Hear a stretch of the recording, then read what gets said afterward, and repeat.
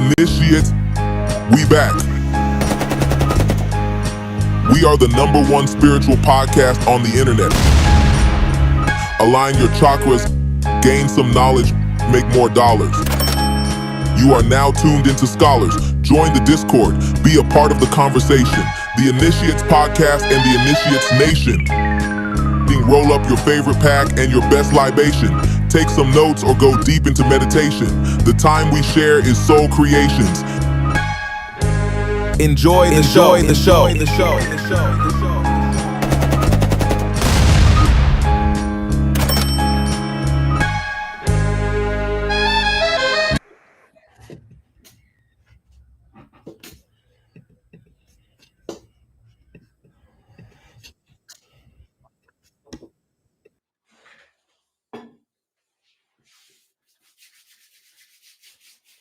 Piece of the tribe, piece of the collective. It was really good. It's really good. Hook, missed it.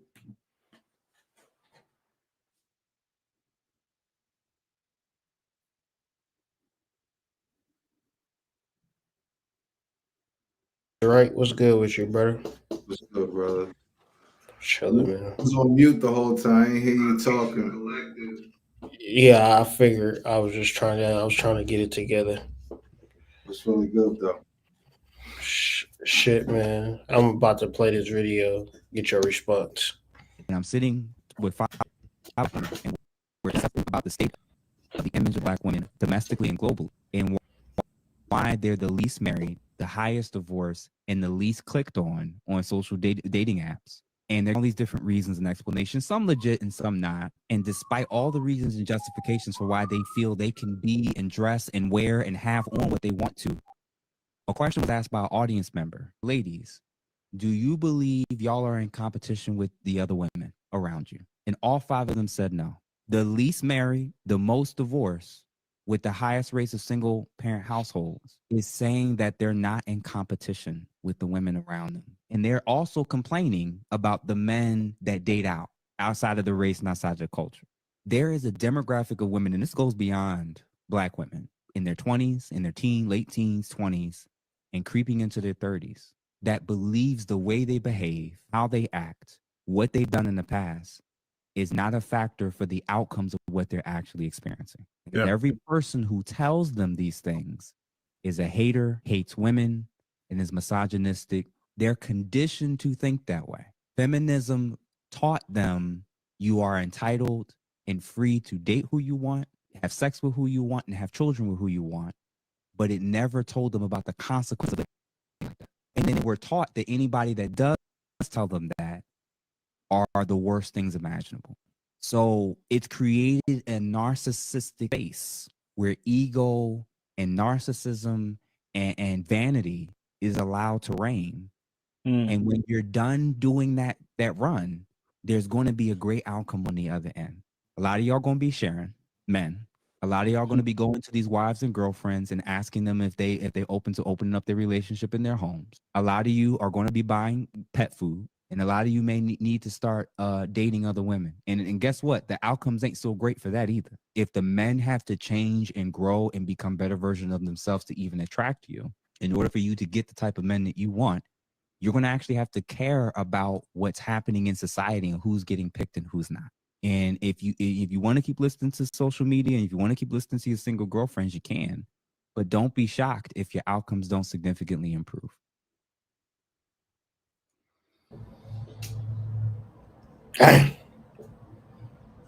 Yeah, that was harsh. That was right to the jugular.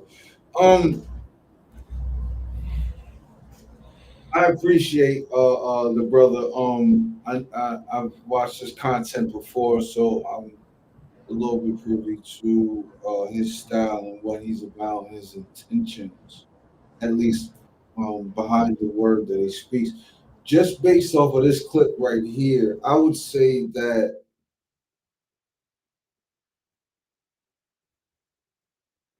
a quick aside. Did you hear that Ray J was bragging about sleeping with 10,000 women?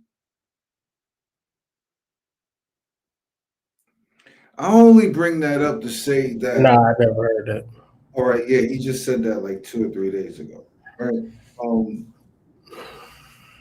and I only bring that up to say that there's this mistaken nostalgia around men that's created somewhere in the manosphere where it's like the more women you conquer, the better the man you are,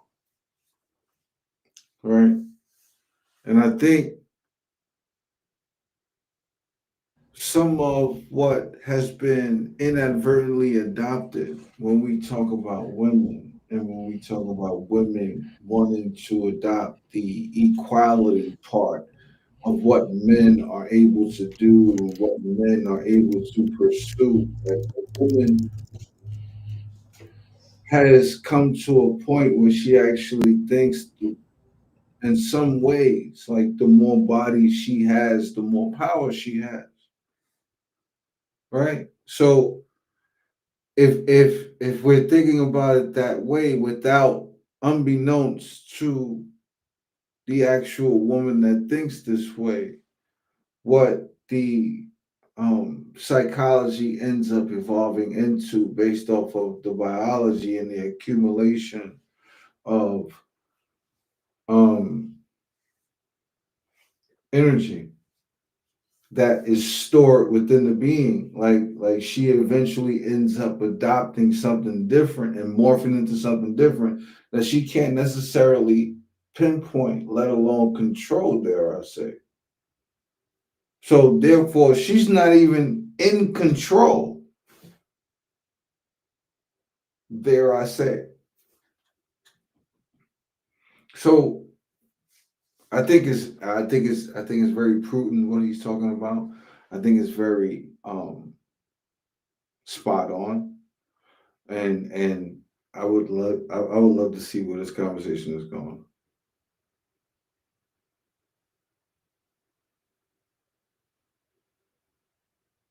Um, I feel like getting women takes a particular level of skill that most men don't have. Hmm. Um,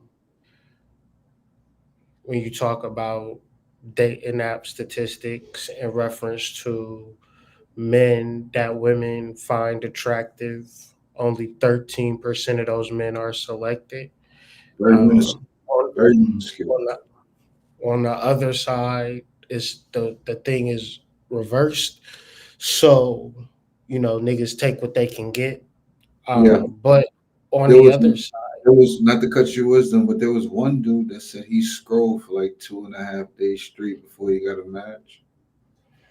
yeah, I mean, and nothing ever good can come out of that for you if you're a man, because all men want the same thing, Mm-hmm. right? Men want female companionship, and the reality is that that is very hard. Now, Because the thing on that the doesn't necessarily want you in that way. not in that way. So I think that when you conflate those two things, when you then say, all right, I want to be a woman that has a lot of bodies, that's like the Star That's of David is inverted. a Inversion, right? is a upward triangle and a downward triangle, meaning Mm. that it's the same shape, but it's different dispositions.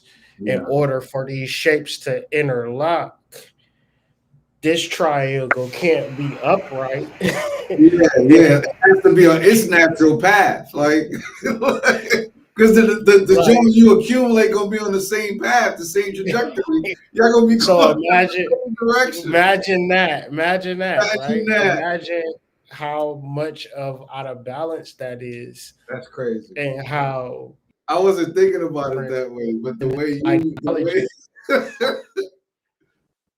that's crazy. That's crazy. I'm sorry. deep, right? Yeah, like I wasn't thinking about it that way, but the way you brought it up, like, oh shit, like you gonna end up accumulating and getting the John to come in, but it's gonna be going the same way you going because you going the wrong way. Like you going the wrong way. Like, and a lot of times, men adopt adopt the and I think, like, for a male feminist, which is just, so this is how I view it. This is how I view it, right? Is that not mind-boggling to you, though? Nah, this is how I view it, though. I view it very like pragmatical. Like, I don't think Okay. people really conscious about it, so I'm not emotional about it Break it because I'm down. Break it down realizing. for me. Break it down Like for me. so if and you will see this in an example of a male feminist is a gangbanger, right? That's a male feminist, Okay. right? Okay. And the I way can see. that I solve my problems is through anger Mm-hmm. and negative emotions, because somehow I have been, my family, my friends, this idea have been reinforced. A spirit, this Something has been idea taken have away been. from me. Something has been taken away from me. Not necessarily. I can solve this problem through anger. Okay. There is no other solution besides anger. So, liberal feminists, their mode of communication is through some form of atrocity. So, niggas will yell like "Free Palestine" before they'll yell "Free Memphis," right? Yeah. Because Yeah. they not tuned in and tapped into the reality. They tuned in and tapped into the pre-programmed Propaganda to the propaganda. propaganda atrocity that now I gotta protest and fight, and that protesting and fight is going to change something, when really, when you're talking about solutions, common knowledge is cooler heads will prevail, right? 1,000. And then you trying to solve problems within your family. You got a feminist mindset. What you doing? You yelling at your kids. You escalating. You arguing. You fighting. Who You got can't. the last word? You got to get the last word. It's just a battle in your household because you have a liberal feminist mindset. Whereas, not, and I'm not saying I'm not. Is no Republican alternative. The alternative is a holistic point of view of understanding what works and what does not work. Right. So a gangbanger never going to find peace through negative solutions. Mm-mm. He gonna end up dead or in jail. That's the only thing A that will survive. mom, right? Through anger, you never going to heal the relationship between you and your children. Never. You eventually got to come to the table. And in all forms of relations, we all going to have to come to the table and But be you like, all right, how are we going to solve this thing? You're talking about compromise, right? Conflict resolution, Mm-hmm. resolving conflict within myself But first. also emotional regulation has to go with that, right?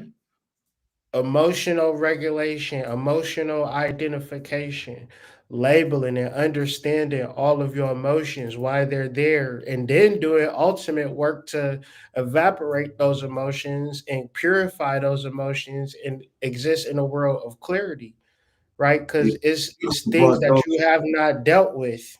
You could have brought those from the last relationship, right? You absolutely did, and you only knew when I said I'm gonna buy some Tims, but your ex bought Tims, and Mm-hmm. that triggered. Mm-hmm. Well, I said I was So going you out. gonna stop me in my face, then, nigga? Like, wait, hold on, baby. What you talking about? I ain't never touch you like that. I don't even be on that type of time. I'm You going, about to I'm get some going, Tims? yeah. I'm going to Vegas with my peoples. Oh, you going out with that bitch, ain't you? Like, well, wait a minute. Whoa. Yeah. Yeah, Mhm. and I'm telling you, if we don't prioritize spiritual development and understand it, we are going to be on the world's most vicious hamster wheel. We gotta. Because even identifying a problem now, you ain't gonna get nobody but say, "Oh, you already said that before." It gotta be popular. I figured it out.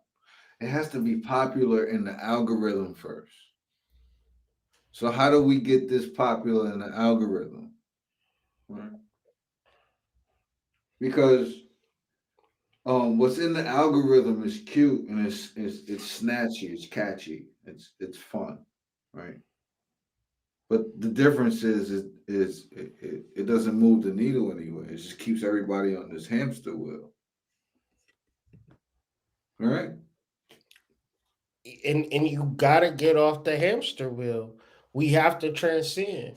So at first, it's like, nigga, I understand the power of a mustard seed, nigga. I don't give a fuck. So One when, like thousand I said, percent.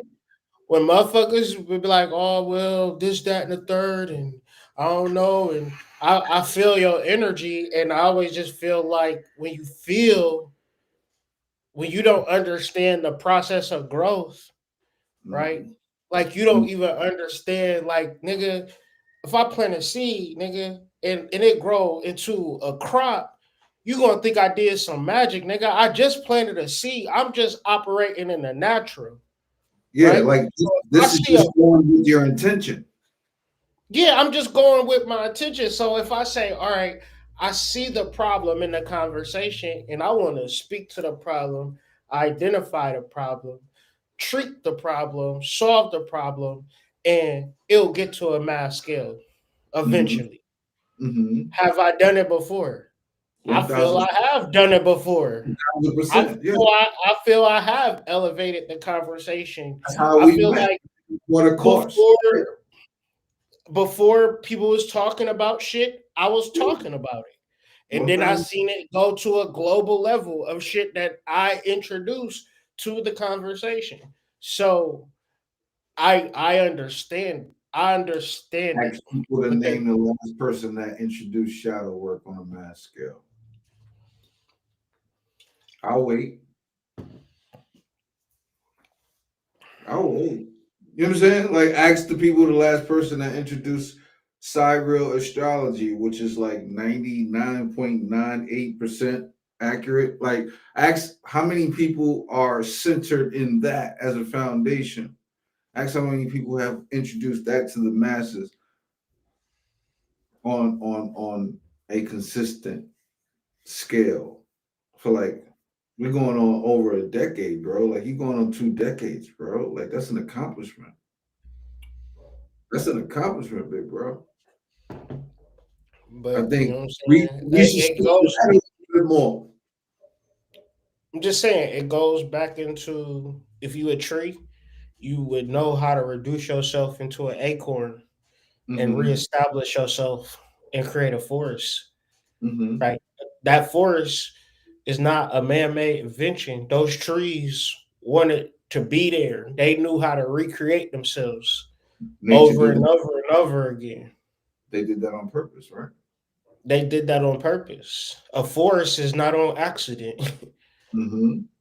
But see, when you trying to introduce things to conscious people, they don't fully understand and understand because there is this externalization which calcifies the pineal gland and like you turn these niggas into statues. How You know, much of that has how much of that is connected to the spirit that is I have to be first or I have to be best? How much of that is connected to that spirit? so you have an ego and you have a soul. Okay. Which one is Your in control ego, most times? your ego is connected to the ego is connected to the material world. The material world got a lot of different ill type sayings like evolution and survival of the fittest and shit like that. Mhm. So I in for an eye. reference all these types of things that a nigga could just adapt as his personality, where you could say this person say he want to be first, but then you got a grandma that only want to drink wine on Sunday, right? So Mhm. what I'm saying is, in this world, is presented with a million and one choices that you possibly could make. So a spiritualist that falls into that game, Mhm. then they've already lost. Because guess what? It's only one thing that your spirit is telling you to do. at all times. You either connected to that or you're not connected to that. I don't have to really grasp for straws because I know what I need to do. Ain't no in between on that. There's no And in between on that. if I'm still doing it anyway. Mm-hmm. That's a fact. It's telling me to do. Mm-hmm. So just like when people is trying to be first, or if they seeking some form of validation, Mm-hmm. it's a level of understanding that they don't fully grasp. Mm-hmm. It Because seems to be most people exist only in the ego. in saying that it seems to be super pervasive throughout the people today. Like, isn't everything about likes and reposts and relikes and reposts?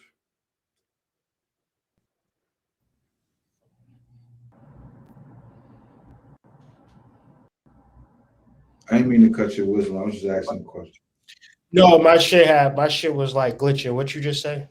No, I was I just ain't hear saying, nothing. isn't everything about the recreation and the reposts and the relike and the repost, like isn't everything about like that, like the attention and the accumulation of all the attention that one gets off of a specific post, so to speak? I would say you can't hardly tell. And the problem is, I would say 99.9% of that shit is like garbage, Mm-hmm. right? And then the 0.1%, you'd be lucky to find it, Yeah, right?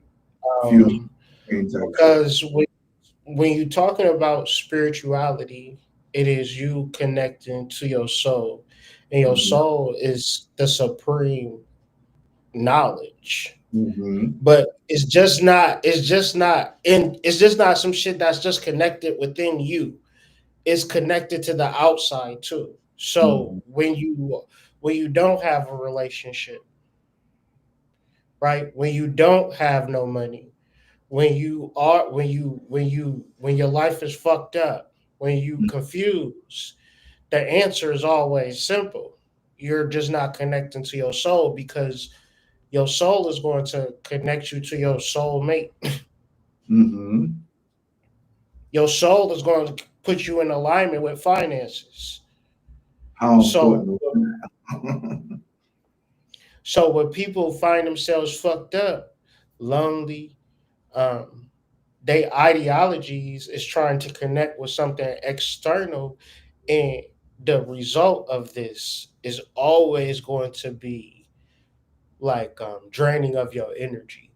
Because when we talk about spiritual development and when we really sit here and really we be talking shit, but at the end of the day, it's like, all right, let's get into Chakra Nova, right? We really got protocols and systems for your ass. You feel me? Facts. Facts. Tangible evidence. Tangible. So it's like, well, I'll do whatever I want to do. And I Mm-hmm. feel this from you. So I say, all right, I'm gonna just let it happen. Mm-hmm. Niggas don't need a system. Niggas don't need to meditate. Niggas just need to go viral on TikTok. That's it. That's it. Niggas just gotta make some money or find a nigga. Every time you hoes didn't never really want to do the soul Ever. Ever. good. Y'all wanted that quick You fix want shit. this is external pleasure based stuff. Mm-hmm. So it's like, all right, is that wrong? Should I not? This, that, and the third? And it's like, if you're not really connecting to the soul, who's to say if it's wrong or right or right or wrong? But it's protocols, it's order, it's ways to do it. And if you just want to do whatever you want to do, you're going to end up in the same position, in the same situation. Mm-hmm. Yeah, I think this is one of those things where it's easy to see malevolence or the nefariousness that may come with one's intentions, right? Because if you do nothing, you just get what you want type shit. So it's like if you're taking more, it's like, yeah, we can see where this is coming from type shit, right? Like, because it's all there. Yeah, yeah, that's dope, bro. That's dope. Um, what's this video we got right here?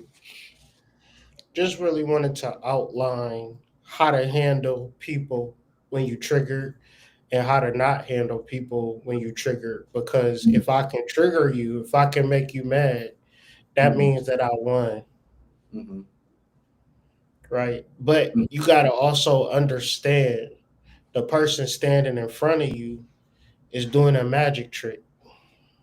1000%.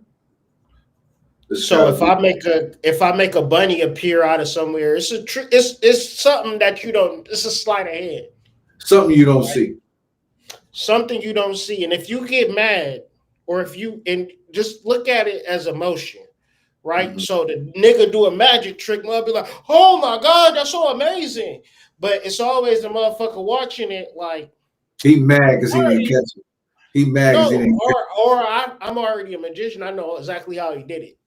If Uh-huh. I'm a magician and I Uh-huh. know how you did it, can Uh-huh. I be amazed by your magic trick? Not at all. Not at all. But like, I You wanna, might I be wanna low play key, this. you might be low key offended depending on how you did it type shit.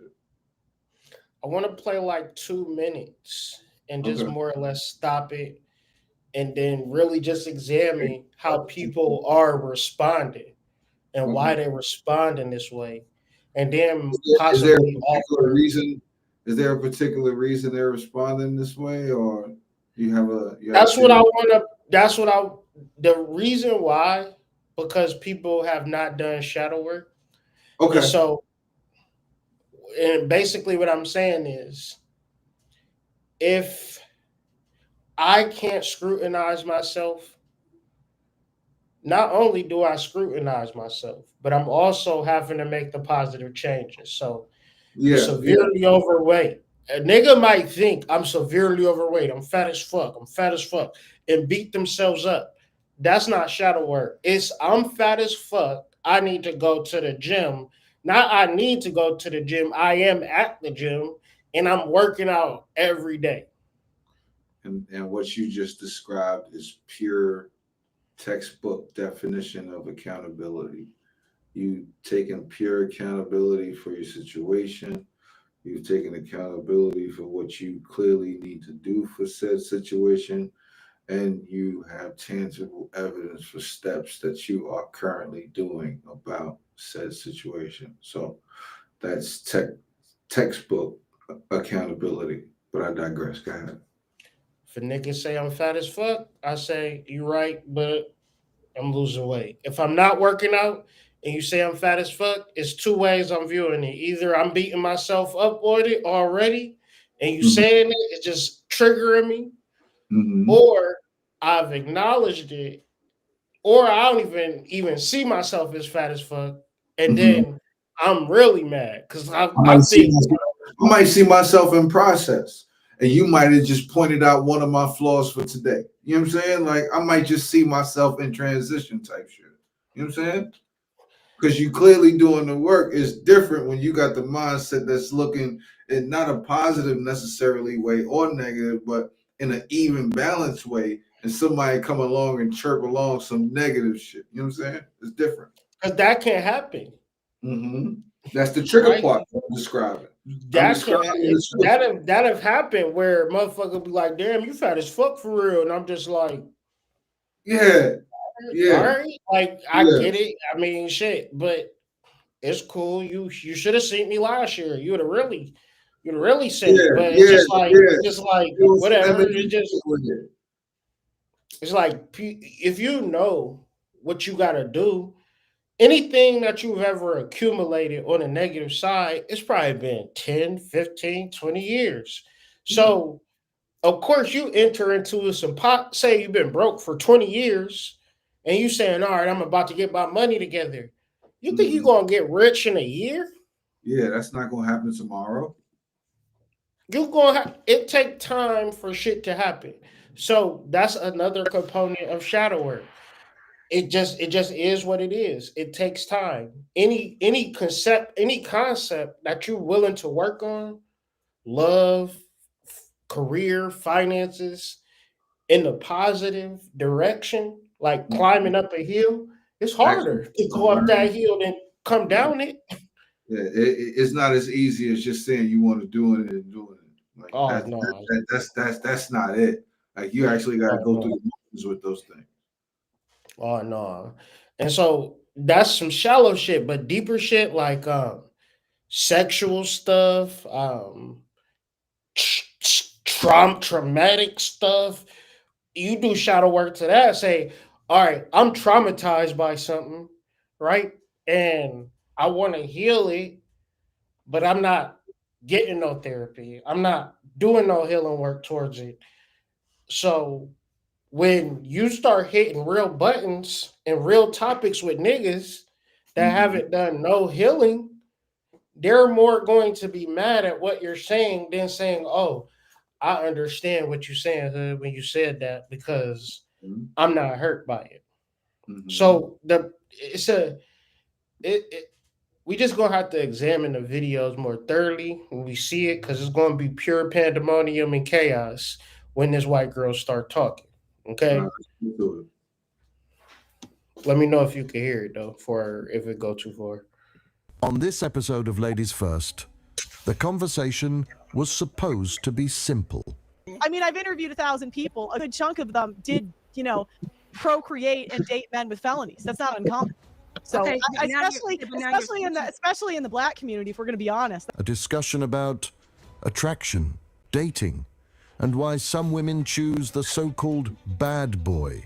Okay, well, you asked me why I brought it up, the black community, because you're black, so you would know. Nothing more, nothing less. But when Pearl joins the conversation, the direction changes almost instantly. No, Tyranny, you have to be one sec. I talk again. Tyranny, one sec. Tyranny, one second, Tyranny. Half of black women have herpes. Like, What begins as a general relationship discussion I suddenly didn't hear shifts that into a part. racial argument that nobody on the show brought up until she did. The panel reacts, Can respond when I'm done. This does make me angry when it's this the only thing about black men that does trigger me about the fact that when black women say something, we can respond to it and counter on it, give data and say, hey man, she not true. the tension rises, and the conversation spirals into one of the most heated moments in Ladies First history. And later, in this same episode, something else comes to light. Something that exposes a contradiction big enough to change how the entire exchange is viewed. So you didn't like stats, but as soon as it's convenient to talk about black people, here comes Pearl with the stats. You need to shut your mother mouth, lady. This is what really happened. Last week on Ladies First. Question for Pearl, and then Yuri can actually respond, and then we go to the fellas. I see you, CJ. Pearl, do most women know about how these men move out there? Because in my head, it comes Future, Nick Cannon, Cam Newton. Like, usually the guy that has already a track record and women still flock to them. This is a very visible. I don't think this is like the woman will. no, women know, but we hate that we love them. That's different. Like, oh, I love him so much. I hate it. We hate that we love the criminals, the players, the rappers, in this case, the entertainers, the really unstable men we just love. And you could see this because when women are young and hot, that's who we pick. When we're old, ugly, and used up, I mean, that's when we go for the stable guys. And we do a very good job, we do a very good job convincing them we love them. So I don't know if any girl comes in and is like, I love the stable guys. It's like, at 20, did you? Usually not. So that's, and we can't help it to some degree. We cannot help that we are attracted to men that show signs of dominance. I think a lot of us we wish we could turn it off, but we can't. It's just what we're attracted to. We're biologically hardwired to do that, unfortunately. So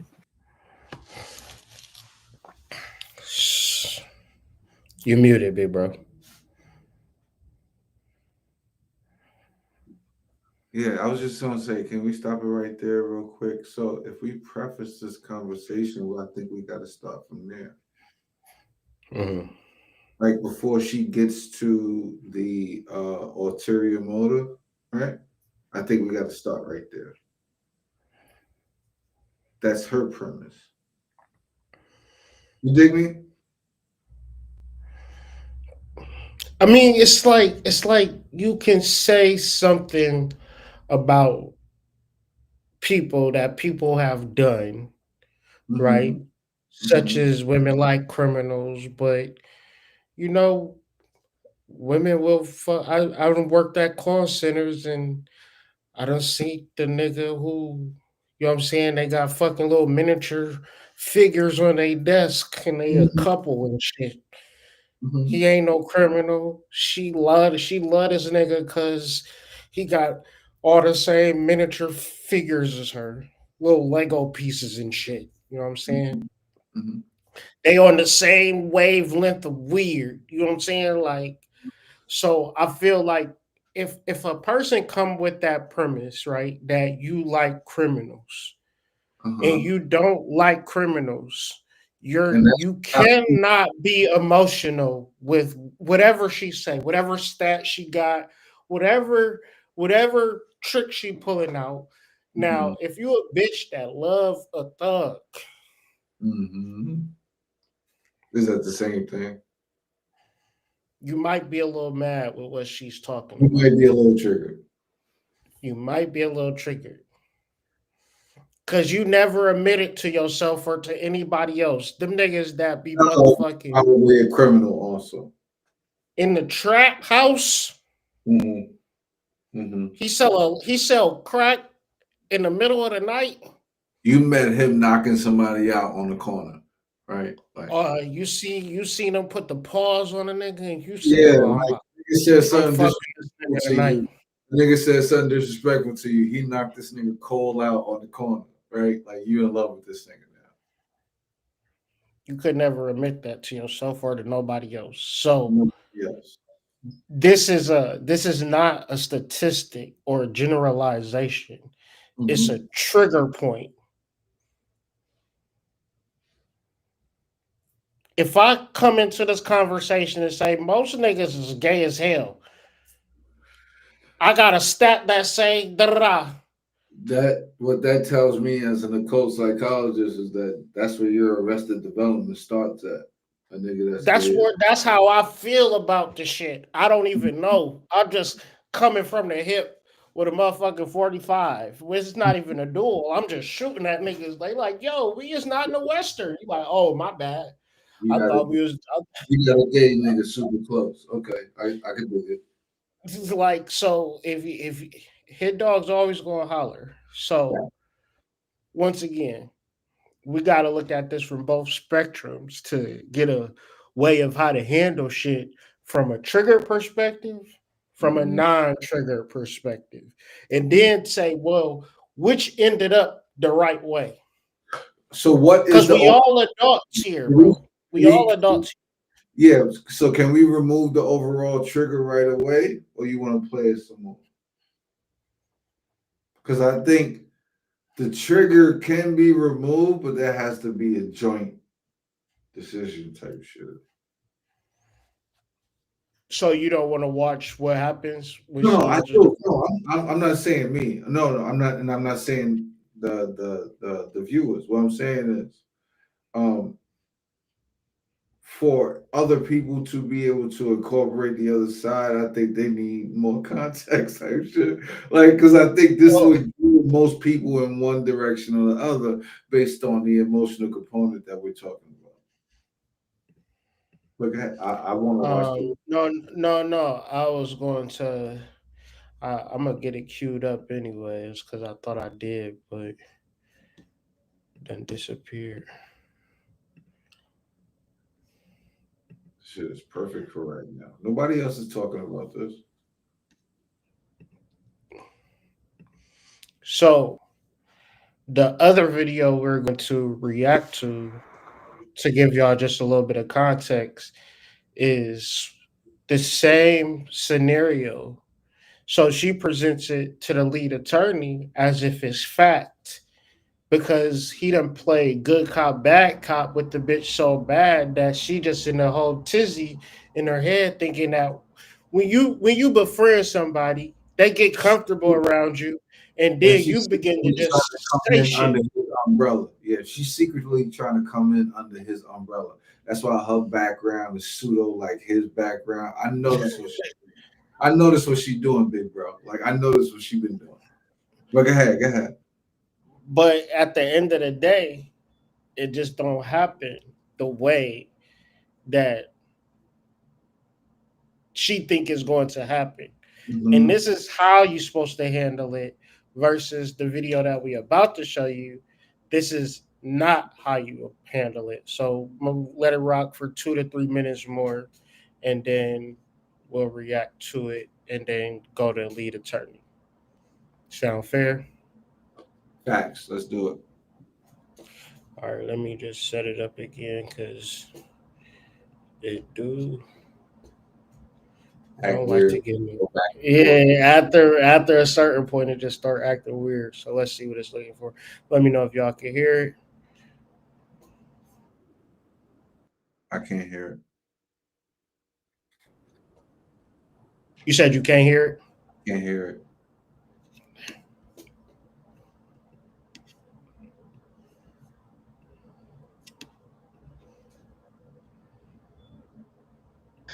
One chaotic criminal. So Do We're you disagree with that? biologically hardwired to. Did you Oh. say we're biologically hardwired to one chaotic criminal? well, dominant, yeah, dominant. Because you got to think like Ted Bundy. He had What? he had women. Yeah, love letters. I didn't make he. All right, let me just take notes, man. Let me just take notes because I will stop this shit every 10 seconds. Hold on. Yeah, Did do you the say note. we're biologically hardwired to one chaotic criminal? Well, dominant, yeah, dominant. Because you got to think of like Ted Bundy. He What? had women. Yeah, he had women writing him love letters. I didn't make he impregnated a woman.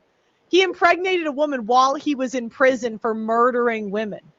This is a real Luigi Mangione. I don't think that's a woman thing. I think that's a thing that certain women do. Well, you are correct. There's no. Hold on, there's Jad, let her land, and you respond. You going to get the mic? Let her correct that land. not every woman does that. There's different levels of dominance. However, we are still attracted to dominant men, and that does come in the form of if a man can kill someone else, we know he could protect us biologically. So that just is what it is. So you find Big bro, you you gotta go equate back. You gotta dominance go back. with you find a man that can dominate and harm a woman attractive?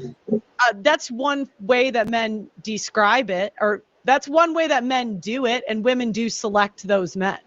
So I try not to apply morality to this, good or bad, it doesn't matter, because women do pick criminals. Criminals are men that have committed a violent crime are actually more likely.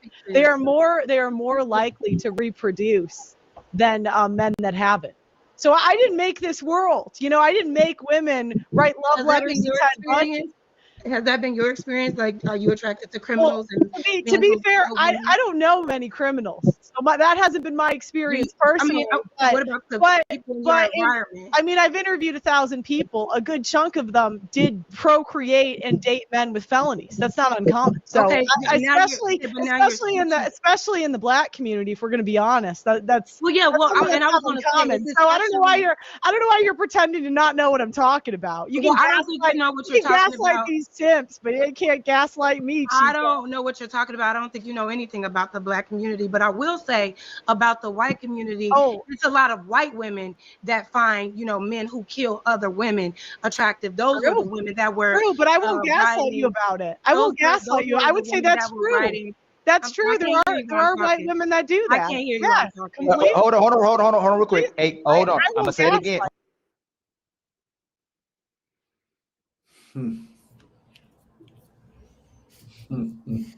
Lord have mercy.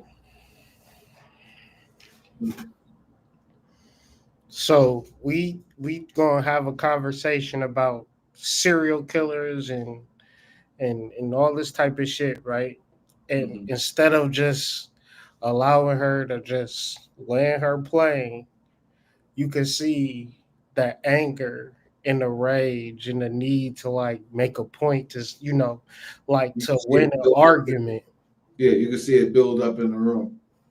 Mhm. And it's like at this particular point, it's okay to just let her say what she need to say, because Yeah. we gotta understand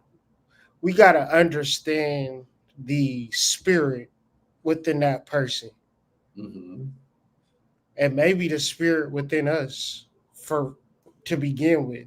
Because once again, if you coming from a negative place, and I see it, we don't fight fire with fire, we fight fire with water. The firefighter never went to take a fire out with fire hoses filled with water. You fight fire with water. I never seen a nigga throw a grenade in a fire. Trying to put out the fire. Like I never seen it. And to say women like criminals. That's a specific observation. That's kind of like, women like midgets or some shit like that. Like that's a specific observation that is tailored to a specific archetype or idea of an archetype that I'm not sure I'm comfortable with agreeing with, or even let alone going along with, dare I say, right? Like I just can't. Like if I wanted to point out something specific, I might point out a color or a time, right? Like I'm not, you know what I'm saying? I done seen every type of nigga with a girl, man. Yeah, like I done seen them all. I done seen every type of nigga. Like every single type. That's not a category. Like I don't give a fuck who you are. Like that's not a category. You know what I'm saying? You can't provoke me with a bitch liking a criminal, because if she like a criminal, good for her. Like that is great for her. Listen, you're not about to get me mad. I might be the nigga that asks. I might be the nigga that asks you how many niggas is not criminals, right? Right? Because look, you could be a person that never went to jail, but if your boss went to jail, right? Like we can have real conversations. Like so like let's not get particular, right? You don't know. You know what I'm saying? Like you just don't know. I know. I'd have been to prison and done got hella jobs. So have I. Niggas be looking at me like, you went to jail, bro? I cannot believe that shit. I'm like, man, I'm a hardened fella, nigga. You have no idea. I did hard time. Like I am a criminal. Bless you saying I'm a 3-time felon on the street walking with y'all today. So okay, like I am that. But just the concept within itself, just murky territory, because totally. Although I've been arrested, that don't identify me as a relationship partner or however you label it. You can't equate those two things. It did say, like, ain't no girl ever looked at my goddamn prison ID and said, damn, I want to fuck this nigga. That is a fact, right? Like that, all right, that's irresponsible of the CEO that I had a relationship with, right? Like, but that there's never been a woman that was like, yeah, oh, you did 5 years? Oh, come to my house, right? Like that. But you can't say that because it was other niggas in the dorm. Like, if she was attracted to fellas, she would have just been in there fucking everybody. She would have fucked you because it was you. Exactly. That's why I pointed it out as a joke. Like, I mean, but it just like, it's like, that's just an example as to how that theory don't make sense. It don't. the It's a bad theory that man, you had on. Put it that way, right? Like it's a bad theory to put all your eggs in that basket. If you do to that, say all women like criminals, yeah, is that's a crazy hill for that's y'all to be sitting that's a there crazy arguing Hail that. Mary. Because some women are super masculine and they need a feminine man. That is totally different than what you're describing. Is there a percentage of women that like niggas in jail? Yes. I think it's inadvertent though.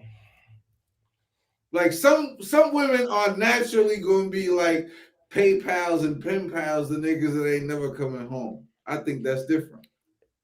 And I think that that's kind of like an equilibrium to a nigga that's in jail for life. He got a bitch that's writing him and sending him money. Like, imagine that. Imagine doing life and not having nobody to talk to. And an overweight woman on the streets who nobody would never talk to in public. We talking about a world filled with 8 billion people. It's a lot of people that go under the radar and never see, never talk to. There's a lot of women that don't have social skills. They go back and forth to work every day. So, like, what is their outlet? That's why your next door neighbor could have, God forbid, 3 or 4 children or adolescents in the basement for 30 years. You never know, right? Like, that's why, right? The obscure person goes unnoticed because you don't think to give that person any energy and time because you never gave that person any energy and time before anyway. Right? When was the last time you went through a nigga's basement? Come on. When was the last time you asked a nigga for a cup of water? Like you live next door to this nigga for 30 years. You ain't never knocked on his door. You ain't never been in his bathroom. No. What's going on over there? This world, we can act like we give a fuck and we could care about other people. And this bitch is saying something very benign. Okay? Mm-hmm. That's what we just trying to elucidate. Mm-hmm. She is saying something that does not cause you to be upset because it's preposterous. For that to be the thing that gets you emotionally entangled right now, like that thing, like come on. So we're gonna run another 2 to 3 more minutes. If you can hear it, let me know. If you can't, let me know. Hold on real quick. I can't hear you while I'm talking. I don't even know why she even brought up the black community. Okay, well, you asked me why I brought it up, the black community, because you're black, so you would know. Because, like, I don't. That is first of all, it's like the same reason you brought up the white community, because I'm white. I have eyes, you know. If you're done, first of all, that's very disrespectful. Very disrespectful. This no, was about. Yes, it is. No, hey, friends, we don't need ad libs. Just end the lead. Let her end the lead. Go ahead. So, like I said, we were offended. Next. Go ahead, Jess. Let Jess finish, please. Let's go ahead, Jess. I will. Yeah, go ahead. Jess, so, like I said, we were speaking about relationships in general. Nobody said anything about black or white until you brought it up, and for what reason I don't know. It didn't add anything to the conversation. First of all, you're speaking on the nature of women and how we are all naturally attracted to men who are criminals, and then you made a point to say, in particular, yeah. Excuse me, no, that is not the case at all for black women. Now, if you're talking about people that are in poverty, people that live in certain situations and 60% of black men have been arrested by the. Can you stop cutting her off? Hey, one sec. Hey, friends, one second. I got you. She's cutting me off, Ali. I got you, Jess. You don't have to ask. I got you. Sorry. You all right? Crashing out. My bad. Just make some notes, Pearl. Let her finish. Go ahead, Jess. That's my fault. It's fine. Go ahead, Jess. Uninterrupted.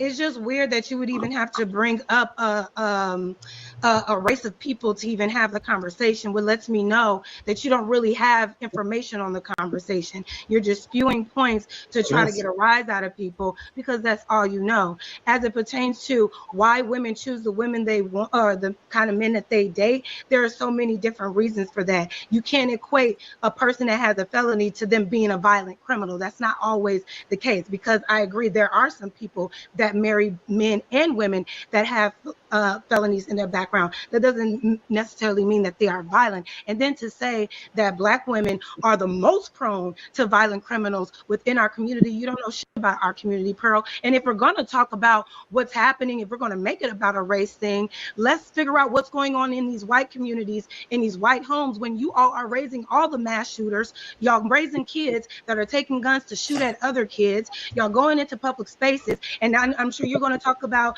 Black on Black crime or whatever, but we can debunk all of that because that's through proximity. The point is that you didn't have to make it about Black or white. Keep it general, because it's very disrespectful for you to try to pigeonhole Black women when you don't know any of us at all, to make that assumption that that's what we are prone to. None of these women on this stage, myself, Tyranny, or even Athena, are dating any man that is of a criminal or that are violent. So Peep how she didn't say melanin on there because she don't fuck with it. No. See, like when you don't agree with her, you ain't even a Black woman no more.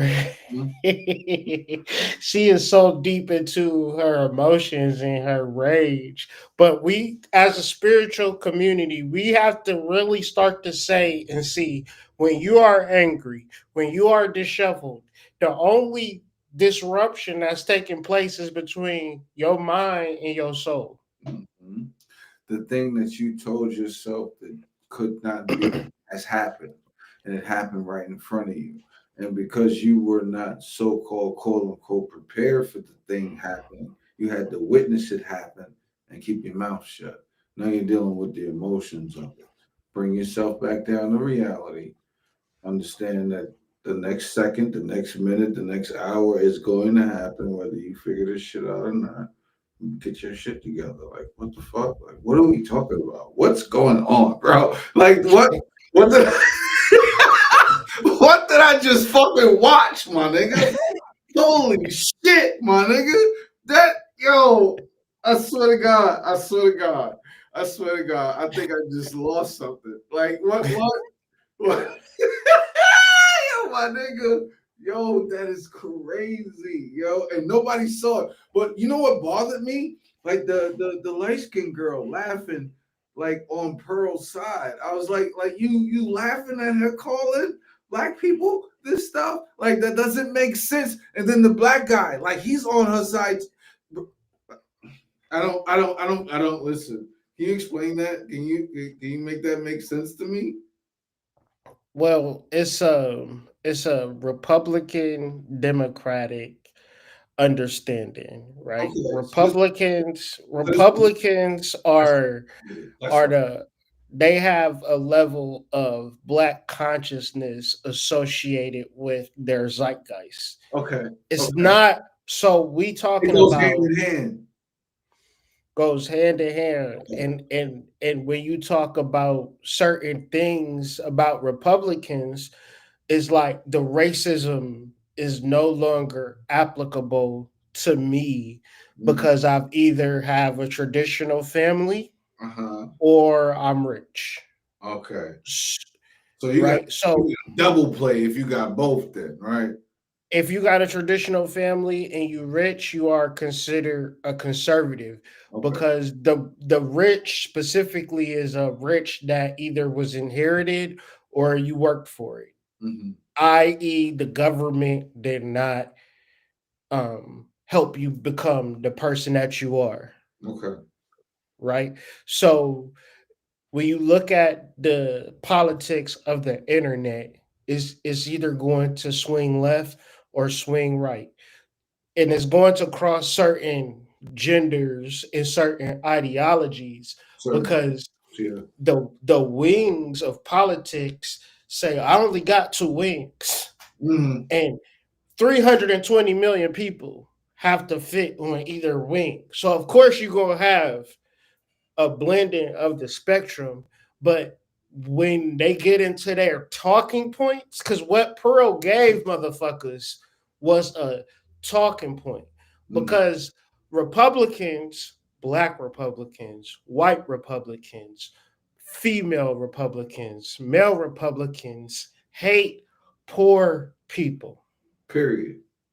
They don't give a fuck about your skin color. They don't give a fuck if you poor. They don't like you.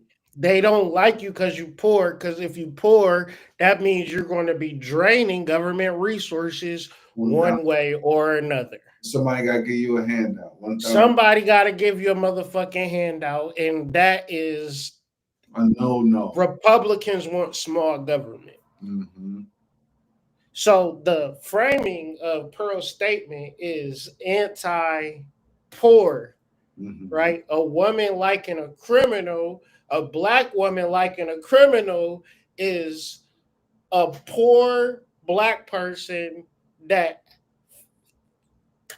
don't got a choice a lot of times, right? He gonna steal, he gonna do all of this weird shit to make money, right? Because going to school don't equate to money. College costs at least $100,000 a lot of times, $60,000. We're not going to equate school to money, can we? We can't do that. Can't. So niggas gonna figure it out one way or another. So the fact of black women dating criminals is a talking point, even if it's statistically backed, and you can Google it, because you're taking statistics and you're removing the human element, and you don't know what it's like to be in the fucking trenches if you fucking Pearl. And Melanin probably don't know what it's like to be in the trenches. CJ don't know what it's like to be in the trenches. So therefore, the ideology is going to be something that they're going to align with, because in order for a black Republican to be, he have to come to the delusion that black people have brought it on themselves. So you dealing with a criminal. You a criminal. That's why you can't get ahead. And if somehow you don't admit to that, there's something wrong with you. Absolutely. And the reality is we need to get off both of the wings, because we are not dealing with the ideological problem. We have a financial problem through the system of capitalism that has to have the working class and an elite class. That's the nature of it. So if we don't address these things in our conversations, this goes back to us being on a hamster wheel and needing to go above and beyond. We should be able to realize a talking point, and then a Democratic and a Republican fucking filibuster in front of our faces. Yeah. We should actually put and categorize talking points and echo chambers in the same category, so we understand why these talking points exist in said echo chambers. Like, I think you're spot on with that shit, because it's it's evident, and it's almost like it's coming from a playbook, right? We see it every year.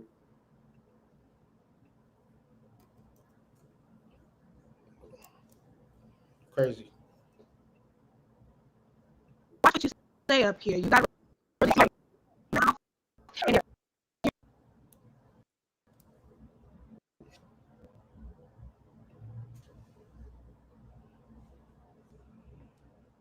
going to have the conversation, try to be respectful, and all this trying to get me to hurry up. I'm gonna take my motherfucking time. Oh my God, can we just please? Hey, there was the rule. She has the hey, friends. We don't need it. When she lands, Pearl will have all the chance to reply. Everybody going to be quiet. Go ahead. You done, Jess? Yeah, I'm done. I don't understand why that was accepted. Like that was wait. 1 second. Okay.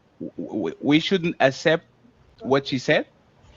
To say that you should know as a black woman because you all date criminals when so Jess, 1 second. So this is my opinion, Jess, and correct me if I'm wrong. She punched you in the face. You have the right to punch her back. Right? Is that fair? If you felt that she punched you in the face, I have an opinion about this that I'm going to say later, right? Okay, so you can tone police the simps and women that respond to shame, but you're not going to tone police me. So anyways, going back to the stats, the reason that I said that was two reasons.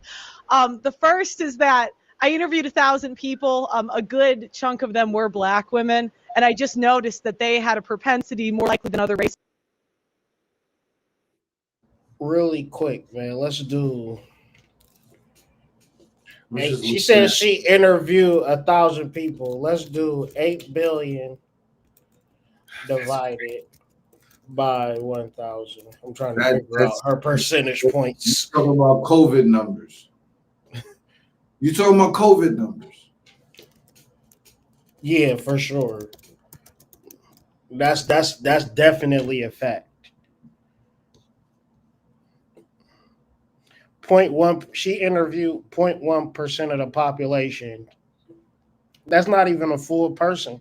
So she got a whole feel on what black women want and what she got a whole. She know how to market and everything about black women. She has an entire theory about a whole subset of people, which is like 18,000 times more than the type of people that she's tested, right? Like you talking about like 300, 400 million compared to like 1,000. Like that doesn't even make sense. Like, what are we talking about here? If she could have talked to 50 people in a nursing home. Like, what are we talking about here? Like, come on, bro. Like, I can't.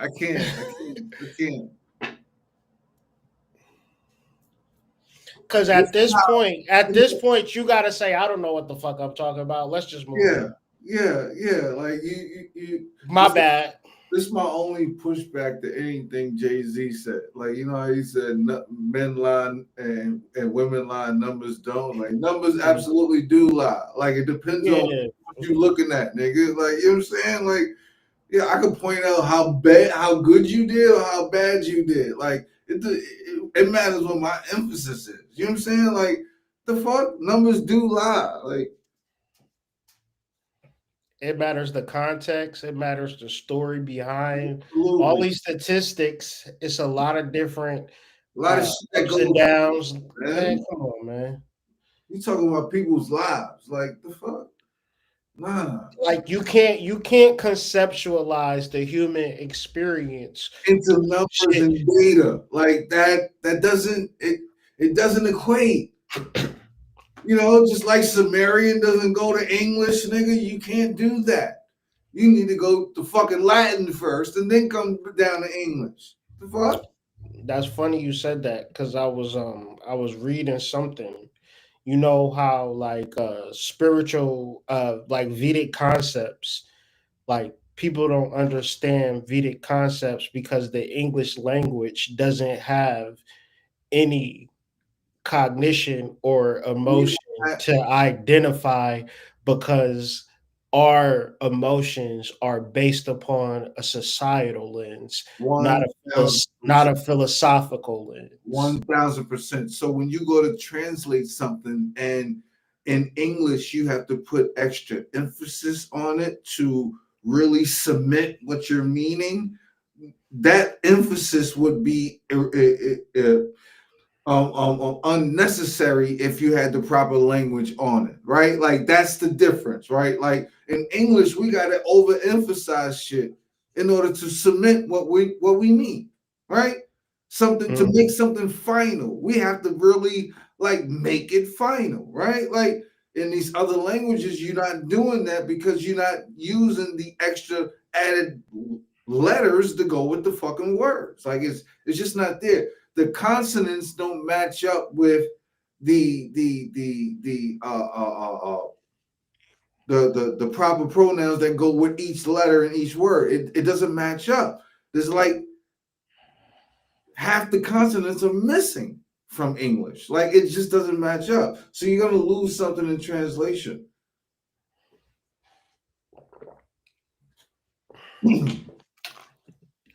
Facts. Says TLA, ask her about the panel she just did with Fatty on Unleashed. What does that mean? Do you know what this is referring to? I do. I just did not a debate. I did a panel with Fatty and they crashed out. But that was a whole thing. What was the debate about? Who is Fatty? I don't know if you want to go into this. Did it get bad? No, I just we can't. Hold on. Let me mess She's so ugly, bro. It's hard to look at. It's your show. It's a contentious topic, so I don't know if you want. Just tell us what was the topic. So the topic was if black women date criminals more than other races. They obsessed, bro. If black women date criminals more I told you guys, these people are. Women don't do it too. We do. True. Oh shit. So, and I'm not saying the white women don't do it too. We do. But it's just when I was interviewing and talking to people, that was just more prevalent with black women. And then they crashed out. And I said it, and the reason it came up was because I said that women date criminals, and then the girl got mad. She's like, Pearl, you're just the one dating criminals. And I'm like, no. And then at first I gave a different example. I gave a white example. I said Ted Bundy. Like white women, we love serial killers. So we're like Ted Bundy, Luigi Mangione. And then she was like, well, I don't know what you're talking about. And I'm like, come on. You don't see these rappers out here that women are like, come on. And so, and then most women not dating rappers. Out, and that was it. And in terms of criminals, if we say that black women date more criminals than I say white women, are there more criminals? Are there more black people? Are there more black criminals in the United States, or are there more white criminals in the United States? Well, I'd say. What do you think is going to be the answer to this? You think it's going to be a genuine answer? So when they was sitting there arguing, that's all you had to really ask her. Because when you start talking about the most of anything, because bro, when you start talking about black people in America, bro, you're not really like, bro, like when you travel in this country, bro, when you in this country, bro, you're only seeing white people, bro. That's it. This country is a majority white. They got a lot of white people in this country. It's more cities where it's just nothing but white people in it. You ain't never heard of nothing from that city or nothing, because these niggas don't do they. So it's like, if you a white person, how could you possibly care what black people are doing? Because it's so many cities and towns with white people in it that when a white person start talking about black people, that's when you got your antennas gotta go tring, and then you just gotta ask, well, how many white people do the same thing you talking about in bumfuck Idaho? What's going on in French Lick, where Larry Bird and them from? Yeah. Like, just name a state. And any state that you name, you about to find so many white people in that state. It's gonna make your head spin. It's so many white people in this country, you couldn't even. It's hard for people to even conceive, because if it's a 90%, 80 percentile of white people, that is just think about a white artist that go on tour. Man, it'd be so many white people to go see this motherfucker. You ain't never heard this nigga's music a day in your life. Ever. A day in your life. Ever. And this nigga is a quadrillionaire. You ain't never had more money than motherfucking Garth Brooks ass. That nigga rich as hell. Rich as hell. Nigga, Stevie Wonder been playing the piano for years. He ain't got more money than Celine Dion, nigga. Yeah. Y'all gotta not even close. So I'm saying this as a strategy. When white people start talking about black people, man, did you do your white news research today? You obsessed with black people, huh? Why are you obsessed with black people? Yeah, they actually committed to a term for it, and we're gonna talk about it at some point. But it's gonna come up. But I think that's what's apropos for what's going on right now, for like the aroma of the time. Like they call it white fragility. But I digress.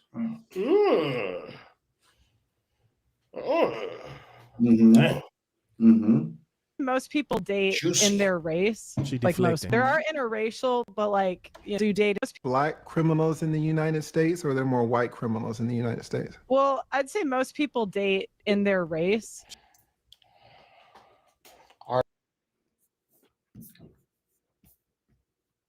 And that's being deliberately disingenuous, right? Like that's deliberate disingenuousness. Like that's what it looks like. I had to point that out, bro. I had to point that out. You heard the question he asked.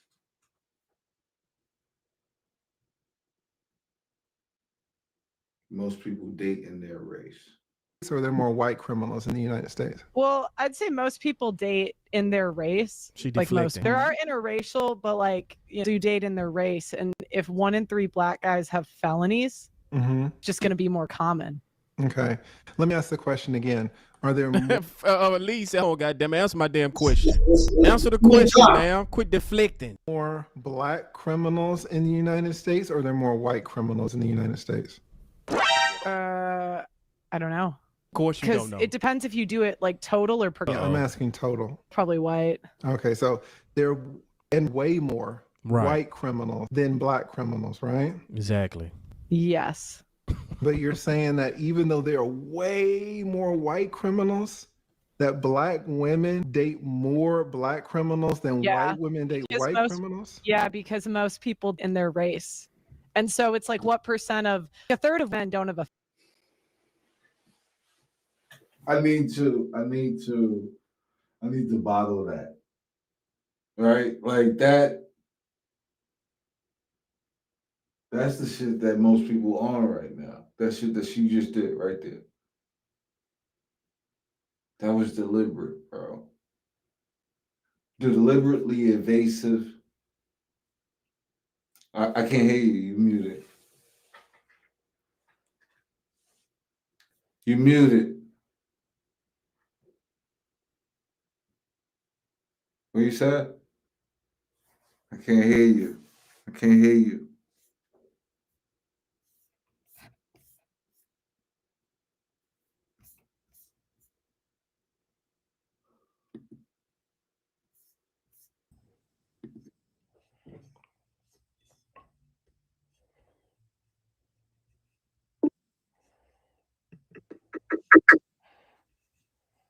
Yeah, I wasn't muted. Yeah, I couldn't hear you at all. You was talking. I saw your lips moving. Yeah, I just had to refresh it. But yeah. What was you saying? I totally like I call that deliberate evasiveness.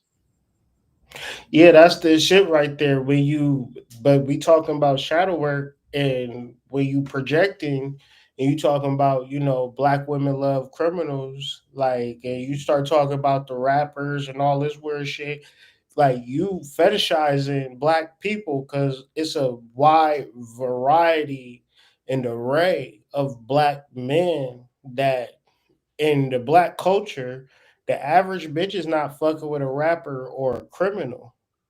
Like Yeah. if you're coming from a talking point perspective or a sensational perspective, then maybe, but like having a general conversation, like we cannot be getting so emotional when people's just talking because you lose a lot of the richness that can come out of it just to get to the core issue of even why you bringing that up to the surface in the first place. Mm-hmm. And if we are just going to be patient enough to, like my brother said, let everything come in before you respond, right? You will be able to incorporate the admission just by her own words, which is the fact that she's bringing the criminal element in the melanated community up because she's talking to melanated people. But yet, when the lawyer asked her if she knew the statistics on white people, she said no. So that contradicts her logic, right? Like, you're a white woman. wouldn't it behoove you to know the statistics of the white people as well? I'm just asking. You know what I'm saying?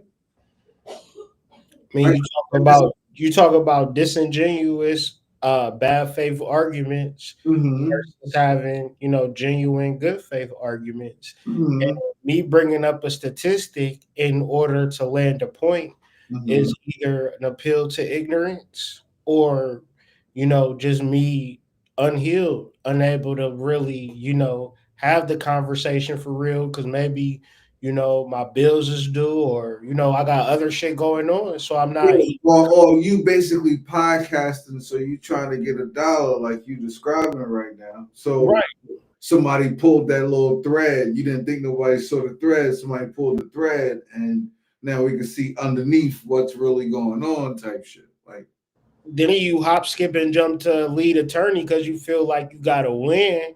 And then he's seeing like, oh, there was some thread there. Let me keep pulling shit. Like, he kept going with it. You unraveling in front of us because now your whole basis is missed. Because if I'm going in here saying, women ain't shit, women ain't shit, women ain't shit, and then somebody come with some male statistics, and I'm like, well, I don't know, then my whole credibility is thrown out the window because you, like we said earlier, 180-degree perspective, if you know all 180 degrees, you still missing out on a whole 180 degrees that you just can't see. 1,000%. 1,000%. And because you can't see it, then therefore that means you shouldn't do no research on said subject, and that shit is not valid. You're so dismissive of it, you act like it doesn't even count. Exactly. That's not realistic. That's not how this shit goes. That's not right and exact. Just because you choose to type shit. Nah, it's like I read this book. I know every bit of part of this book, and since I know this book, I know everything about everything. Yeah. And you just need to listen to me because just listen to me. You ain't never read this book. Because you don't know this book like I know this book. Yeah. Yeah. But have you read this book though? Oh shit. There's another book out there? Oh fuck. Yeah. There's other authors. Oh, this book is about me. Oh shit. Wait. Oh shit. Yeah. Felony.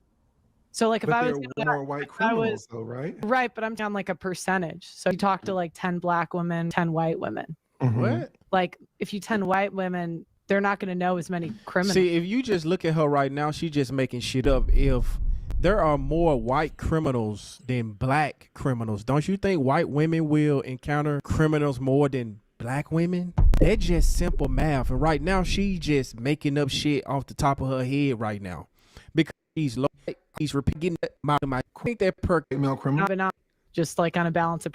Even though there are millions more white male criminals, but not per capita. I really don't know the one. They love per capita. They think they're bro.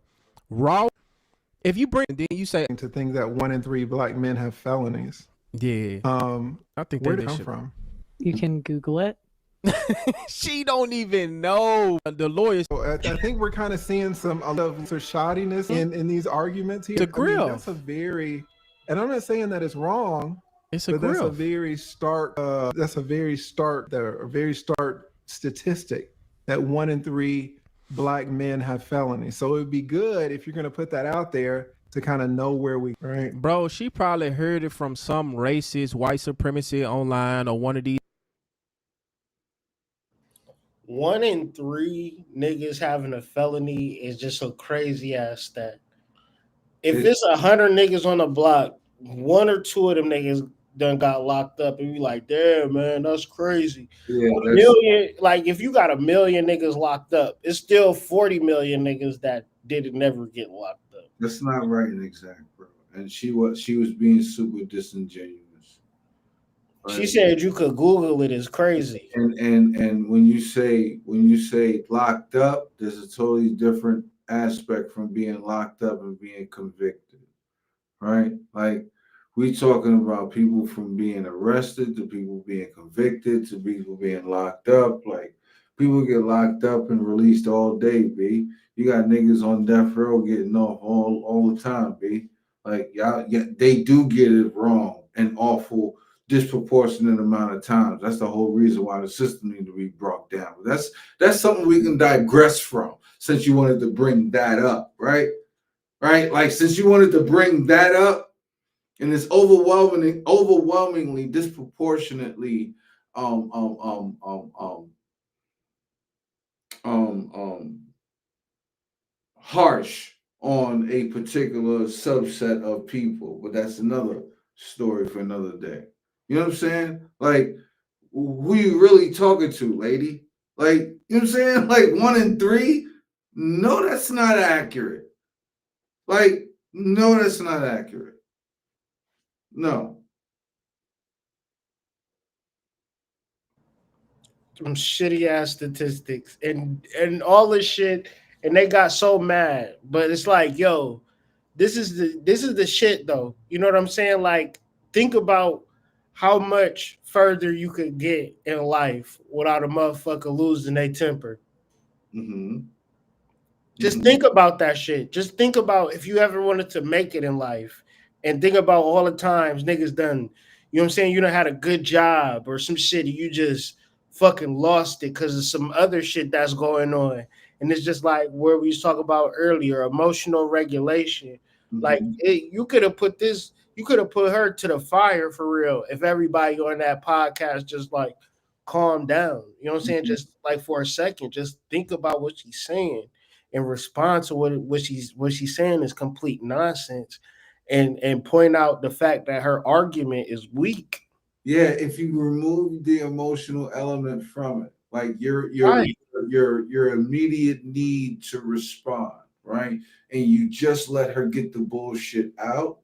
Like by the time you let that register within your being, you'll have so much ammunition to come back. Like it'll be like you'll almost feel bad for her for how bad this argument is, right? Like because it's like a white person that doesn't know white statistics telling black people black statistics is crazy. Like that's crazy. If we just leave it there, right? Regardless of who it is. You know what I'm saying? Like, let's just leave it there. That's crazy. You know, no white statistics? Like none. Like I've never heard you in any white forums say anything now that I think about it. Like every time I see you speaking, it's always like almost beeline to a black forum. Like, you know what I'm saying? Like she's always in a black forum, right? I mean, she's only been able to create this level of clout through black podcasts and with black people as, you know, guest members and things of that nature. You Which, just now finding out she's a grifter. That's crazy. I mean, that's the reality of it, you know? And it's just crazy because, you know, it's a certain level where you can open up your heart and open up your mind to your audience. And I'm sure black people, especially black men, you know, they like them a nice little, you know what I'm saying, pink toe on the side, you know, that's the type of shit that niggas be into. But at the same time, this bitch hates your ass. So how could you On the low, while you sleep at night, she low key thinking about ways she could suffocate you in your sleep, nigga. Like on the low. On the low. I'm just saying she thought about it a couple times. So is pro-black, male-centered, or misogynist? Is that a rhetorical question? That's a real question. Is being pro-black misogynistic or male-centered? I could see why some people would like to generalize it in that area, but I'm curious to see what she's talking about. Let me know if you can hear it. People wanted to jump down my throat when I said. Can't hear it. Yeah, I can hear it. People wanted to jump down my throat when I said that other races of men, particularly these men love dark-skinned Black women the most. And not only am I here to double and triple down on what I said, but I'm also here to say that I am not fully pro-Black. I am pro-Black woman. There is a big difference. And a lot of times, like, Black men will come into the comments making all these defenses and all these things. But, like, what we have to understand is a lot of the pro-Black ideas were created by men who were misogynists. And I don't agree with that. I have total respect, well, some respect for the men of the 50s and the 60s who led the civil rights movements and all that stuff, but a lot of them were really misogynist. I love MLK, but he cheated on his wife with a lot of different women. I've heard horror stories about the Black Panthers. So my Black idea is not architected by men, and it never will be. Now, I'll be honest, most of the books that I've read, like I've read Roots, I've read Copper Sun by Sharon Draper, but I haven't read a whole lot of Black literature. So if you have Black literature that is created by liberated Black women who are not male-centered, I would love to read it, because I do recognize that I need to work on my ideas, but I stand by what I said. I see white men loving dark-skinned Black women the most. When I traveled to Asia and I saw interracial couples, the women who got to wear their hair exactly how they wanted to wear their hair and still look beautiful and still feel beautiful, every single one of them, their 4C hair, every single one of them had a white man on their arm. And I'm not here to say that that's the best form of love that a Black woman can experience, but what I am trying to say is, like, the stats are not looking good for Black men. So I know that y'all get mad in the comments and you want to talk about how I'm whitewashed and whatever. I'm half African, half African American from Memphis, Tennessee. I know my history, I know my culture, and I'm here to say that I am not interested in taking leadership from a Black man. I am not interested in taking pro-Black leadership from a Black man. I don't believe in it. Now, one Black man I think I can get behind is Malcolm X. From what I've heard, I can tell that he really loved Black women. And I recognize that. I want to get more into his literature, but I am not willing to change what I know in my gut is true to fit what I think a Black man desires. Like y'all are not loving dark-skinned Black women the way that y'all should be. Y'all are not. Because if y'all did, we wouldn't be in these shitty situations. We would be able to depend on y'all. Not even me, but like women darker than me, whatever. It's not all about skin tone. What I'm trying to say is we have to like reconstruct our entire idea of what it means to be Black.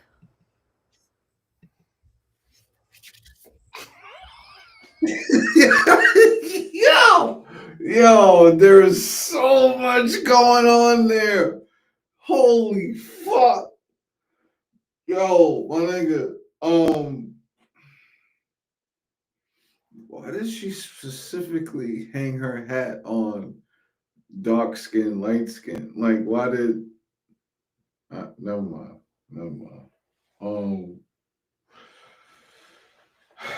Oh,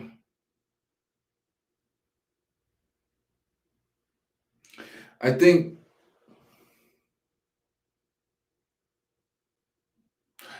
this is what conflation looks like when people want to appease their initial confirmation biases. And so I think like when you already make the decision that all are the same as the few, because let's be realistic, right? Like we've already done the math on this. The average person, even if they've seen an exorbitant of connected with a ridiculous amount of people, it's still only a scintilla as far as how many people actually exist, right? So the fact that you're going to put all Black men under this umbrella and then you tie it to things like MLK's infidelity and the way men treat women when they treat because they cheat on them.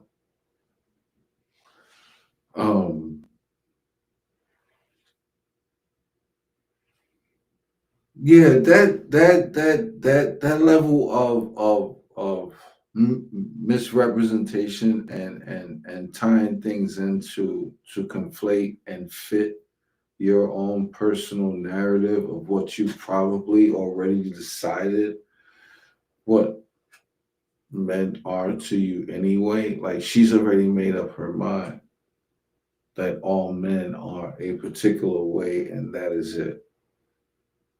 And yeah, she's used little bits and pieces to fit that narrative. Like that's all I see. I don't see anything concrete in what she's conflating when she's trying to tie in misogyny and black men. Like I don't see it really. I'm more impressed with her way of thinking. That's kind of like um how much she believes what she's saying. Mm-hmm. Mm-hmm. Cause I feel like this is where we at. Mm-hmm. Mm-hmm. If I'm giving you, arrows, huh? Thanatos arrows. I mean, if I give you a, I don't think that her mind is open to changing on no level. Mm-mm. No, because she's resolute. Right. That's what I'm saying. Like she's confirmed in her bias. She's Mhm. like 100% sure Mhm. that black men are the problem and white men are good, and whatever she have been programmed by, like they are showing her that white men like black women and natural hair, and Mhm. black men don't like women in natural hair. It is black men that are making black women wear wigs and weave. It's Mhm. black men that prefer wigs and weave, and it's actually white men that like her with her natural hair. This is what she believes. And the fact that that is a preposterous statement in reference to the jobs that make you wear your hair a certain way. And Mhm. when you talk about these corporations, they not at a majority ran by black men. And if you don't even know how many black men have even said what type of hair they like they women to have, that to the point that black men don't even say shit no more.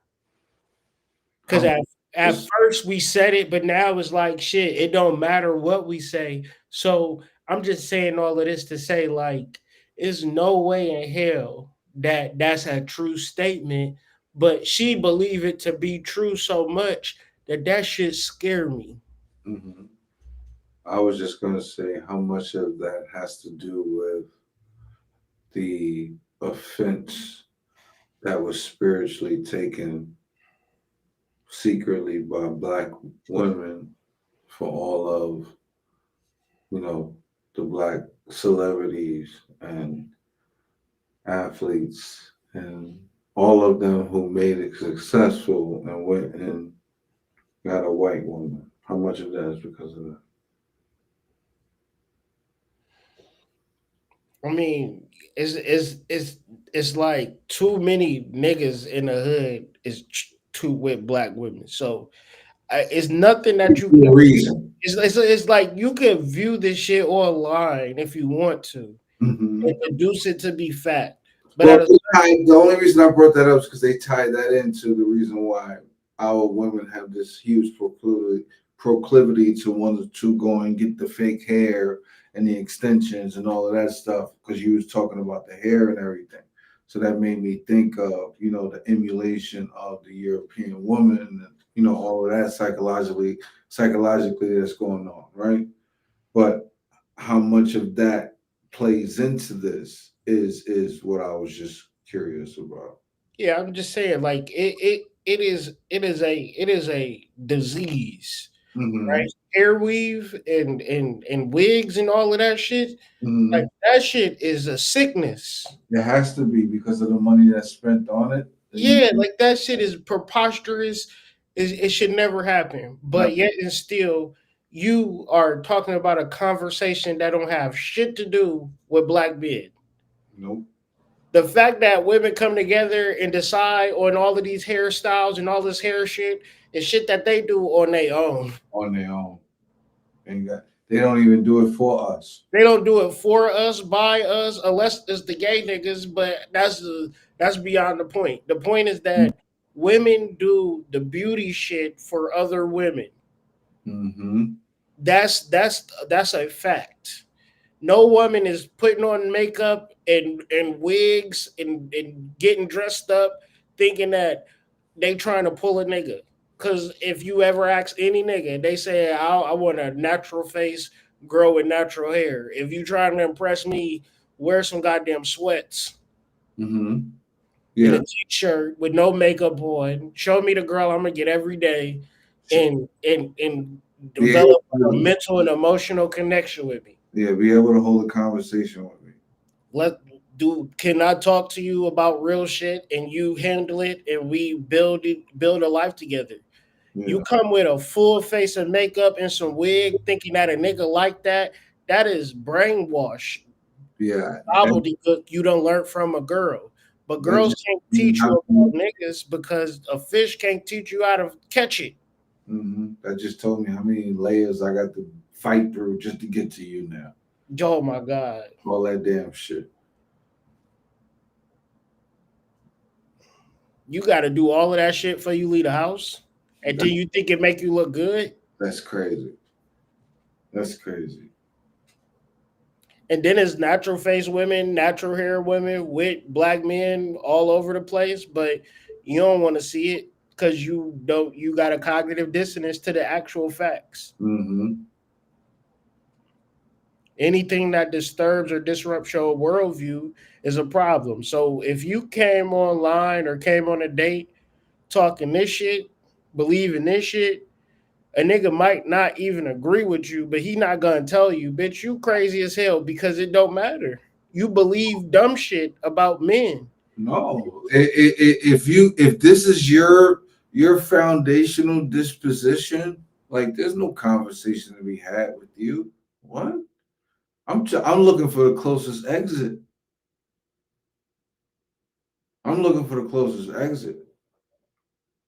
It's that crazy in your eyes, man. I can see it. That's what you call insanity. And you're so matter of fact about it.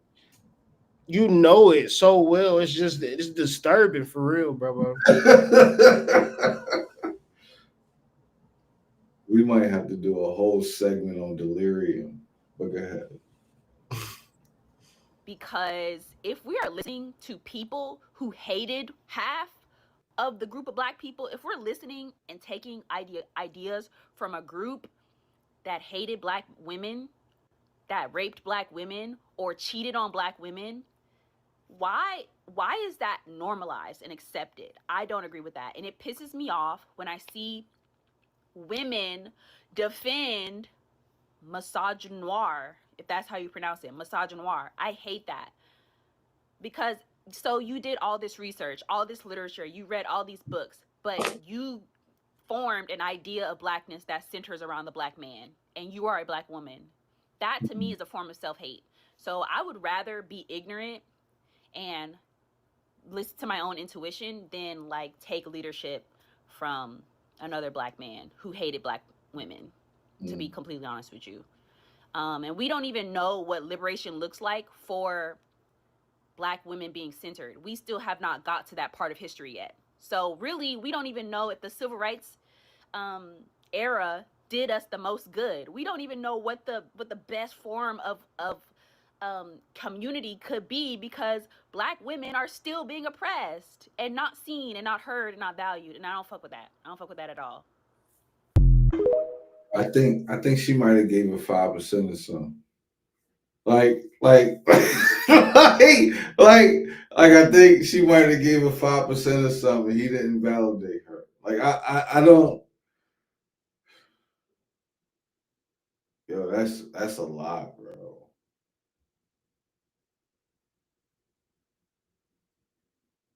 What say you? I mean, just thinking about it and like her disposition towards black men, it just make me think that one of the coldest racist things that white people did was empower black women because they intuitively knew if they empowered black women that they would be their biggest mouthpieces of racist ideology with no statistics, no groundwork, just a podcast and a TikTok channel. She was able to like spew hot garbage on a generalized population in reference to the facts of without data, without facts, niggas have gotten on these internet spaces and said the black woman is God.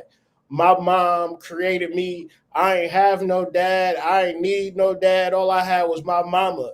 Niggas have said that, you know, black women are the backbone, black women are this, black women are that, without no data, without no statistics, just because whether you know it or not, it's just better to big up your counterpart, even if they not shit.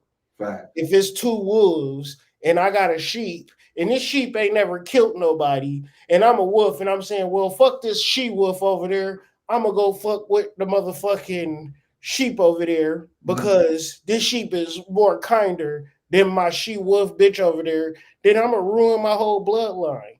No matter how bad that she wolf is, she's still my counterpart. She's still my better half. So I'm not going to get on nobody internet and say the black woman ain't shit, the black woman ain't this. And when I say I know some ain't shit bitches, I for sure mean that from the bottom of my heart. But I don't classify or generalize black women to be ain't shit because even if you showed me the statistics that say, well, there is kind of ain't shit, it's my job as a black man to figure out a way to uplift the black woman because whether or not she knows it or not, it's her job to uplift me. We must uplift one another regardless. So whenever you have a diatribe dissing black men and you're a black woman, you are a propagandist. You are with them people. You have been corrupted, right? Your shit is fucked, right? Because you should never go against your black men because you talking about white men and right and the R word. Just that alone. Are you That's serious? some crazy ass shit. Your ancestors is rolling around in their graves right now because it's a lot of light skinned niggas out here. As light as she is. As light as she is. Come on, man. As light as she is.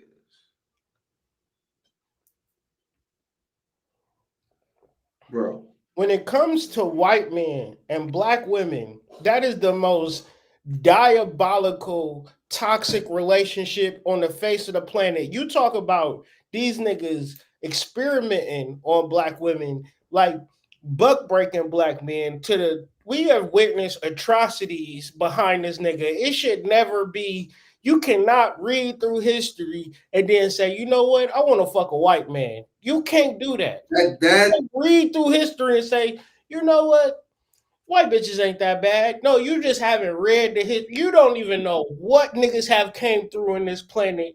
Because niggas, you know, I'm all for love and interracial, all that shit. Kumbaya at all y'all want, but the I'm fact good, but that shit is the fact is the fact.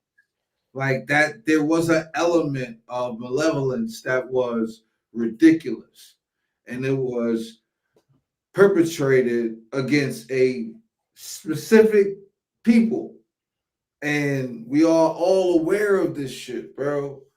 And the problem is when we forget and we choose to dismiss and at the same time absolve certain subsets of people around that, and because of that, from that, Yeah, we do everybody involved in that suffered an injustice. We do them all a disjustice.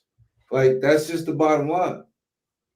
Like, bro, that's crazy to hear that from someone that generally looks like you. That's crazy.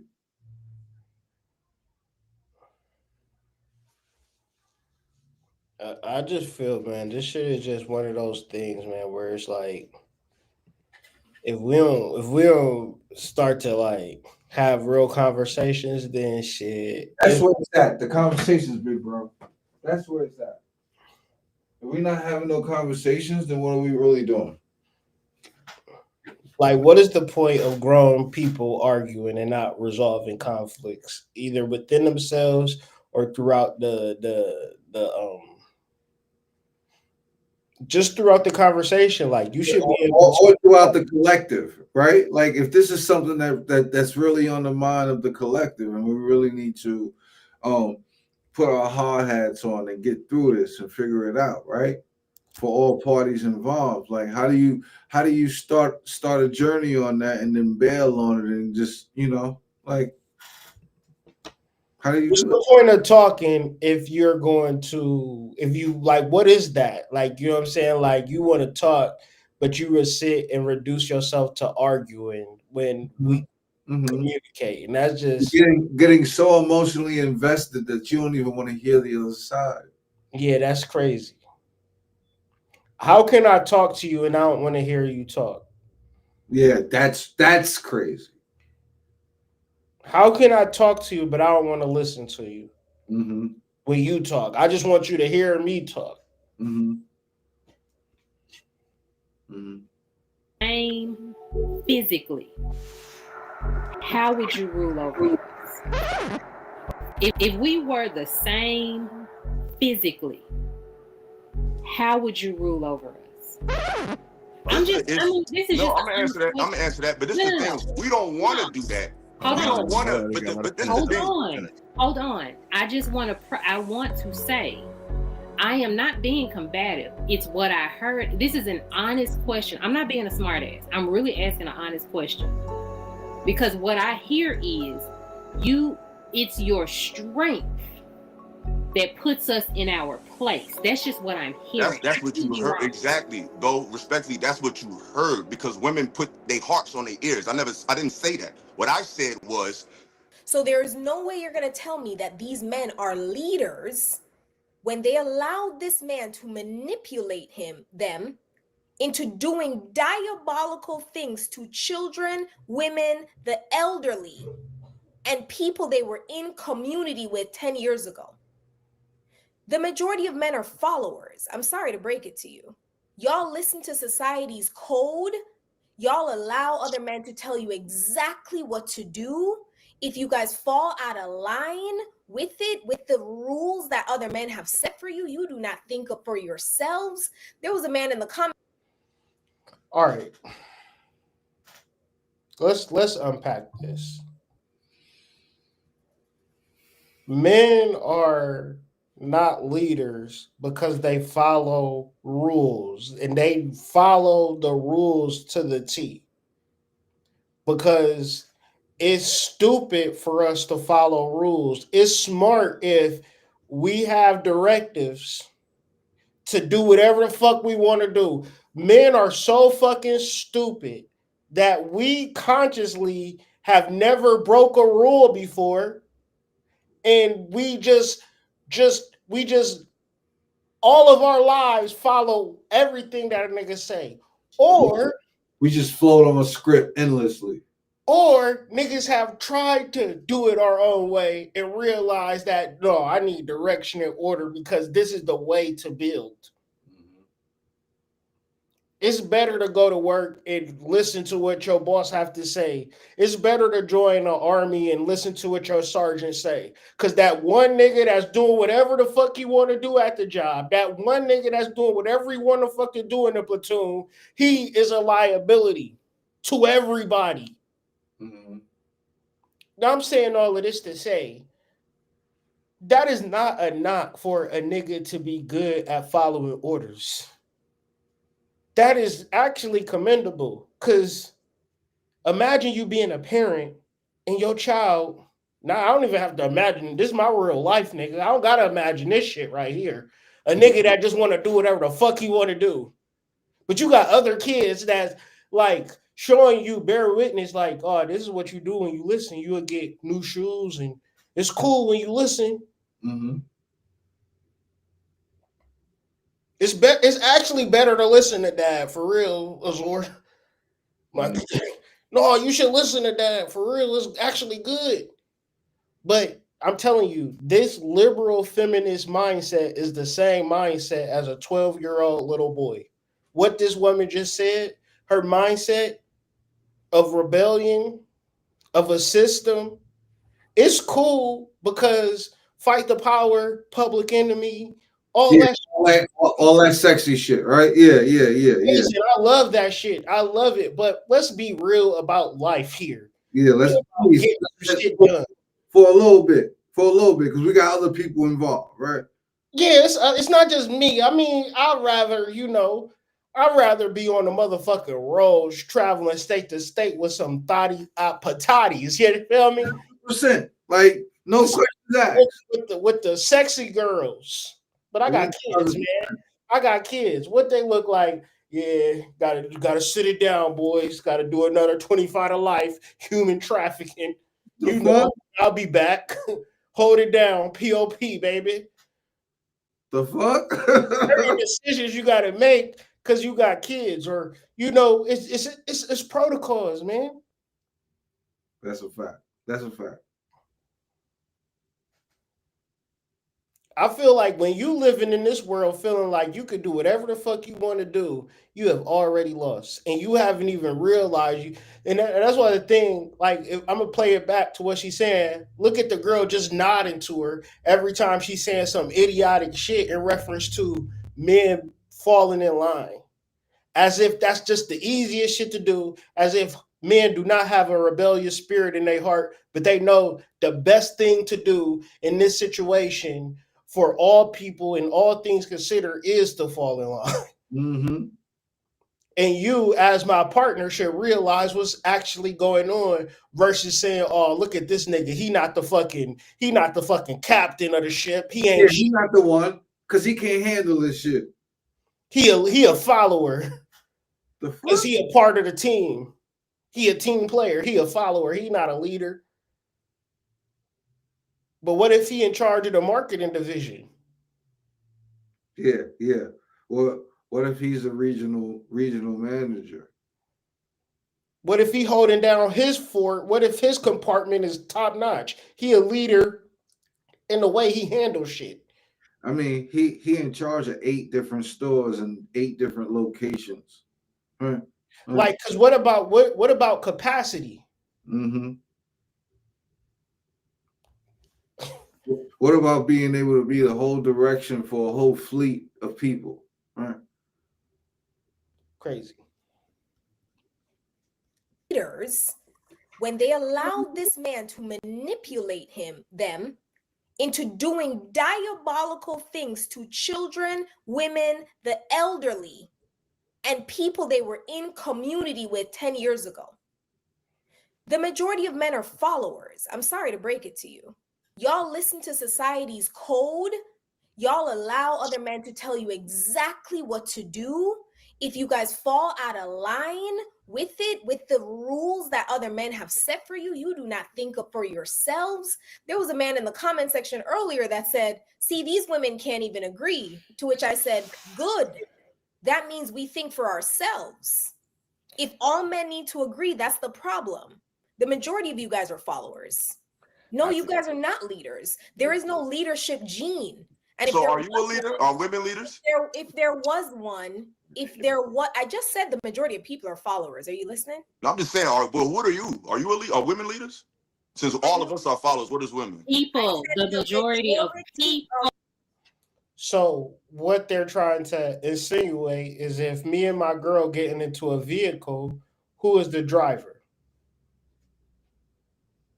Mm-hmm. But within this particular, when we have these conversations, There is no direct answer. It's just a bunch of rigmarole, and just what happened with Pearl in the last video. How many is there more white criminals or black criminals? Well, it depends on the race and the per capita. If you do the statistics and divide it by 3, shit, you just never know, because Outkast actually put out a dope CD in '96. Have you ever heard of it? It's called Staphonia. It's actually a 5-month classic for real. Anyways, shit. Yeah. Type shit. You feel me, right? Yeah. But it's just like, yo, who is the leader in the relationship? Mm-hmm. Are you the leader as the woman? Or is the man leader? Is the man the leader, basically? Mm-hmm. But what you'll start to see is that for the next 7 minutes, a pure core conversation starter is not going to be answered, because the inability for these women to just simply say that the man is the leader within my relationship, because somebody have to lead this motherfucker. That's a fact. Versus, think about, now let's just extrapolate this shit. Let's take this shit 10, 15 years back to where you was just kind of dating women to just date women, and you didn't even realize, oh, she beautiful, or I like her, we got a connection, all this shit. This whole entire time, nigga, you should have been with the mindset of leading. Mm-hmm. Because if you really think about it, her ability to be beautiful is her leading the relationship. That's a fact. Or captivating you in some form or fashion. But you as a man, you really just have an inability to lead within your relationship, because you're about to get gaslit. Pretty much the whole way through. It won't be fair. Let's just say that. Oh, you know we're people, right? I don't. We're not people. Remember, we're women. Y'all are tripping. Men Oh, my bad. My bad. Men are naturally One leaders. mic. That's why I didn't want to go down that road, because the majority of people are followers, because the majority of people have sat by and allow atrocities to occur on this planet, and have used and have literally ignored our cognitive dissonance. We have not leaned into any form of morality. We don't care about children. We really don't care. So the majority of people are followers. Women and men. I don't agree with that. That is a fact. And that's why, again, I introduced it in the vein of a relationship. I'm not exactly sure why you struggle with the idea that being petitioned does put you in a position of leadership, because most people that petition for something have an idea behind that petition. And it's just asinine to me that you deliver your message in such a way that means auxiliary denounces position, and it doesn't. Employees that function and have pseudo authority, like a department head, is not in the leadership capacity of that company. They are facilitating auxiliary. But for whatever reason, it seems that, well, I'm doing all of these things behind the background. Well, who gave you the authority to do so? Who empowered you, the ability and the position to oversee anything that I introduced you into? Because if you're being hired, whether I'm in the room or not, if I own the position, if I own the company, you are still under leadership. And in a relationship, this is just on a small scale. This is easy to understand. So it blows my mind that we have such intellectual women who struggle with such a basic concept. If a man introduces you into a relationship, he's always leader, always. That does not remove nor change. Doesn't matter what you're doing or facilitating within the relationship that he structured. And I don't get why that's hard to understand. I really don't. And can I just say this? I think that all men are, I like what Gianna said, all men are naturally leaders based on just what their So these niggas have a real bad listening problem, right? We're talking about relationships. So whether a nigga can lead a country or lead a football team is not up for discussion because all people do not find themselves in leadership positions in work or many different places. You're going to have to sometimes get in where you fit in. But the absolute within this particular conversation is not whether a man could become a leader or does he have the can men you are a leader in your relationship. You have to lead your relationship. You have to because what else is your relationship doing? So when you talk about statistics, 24% of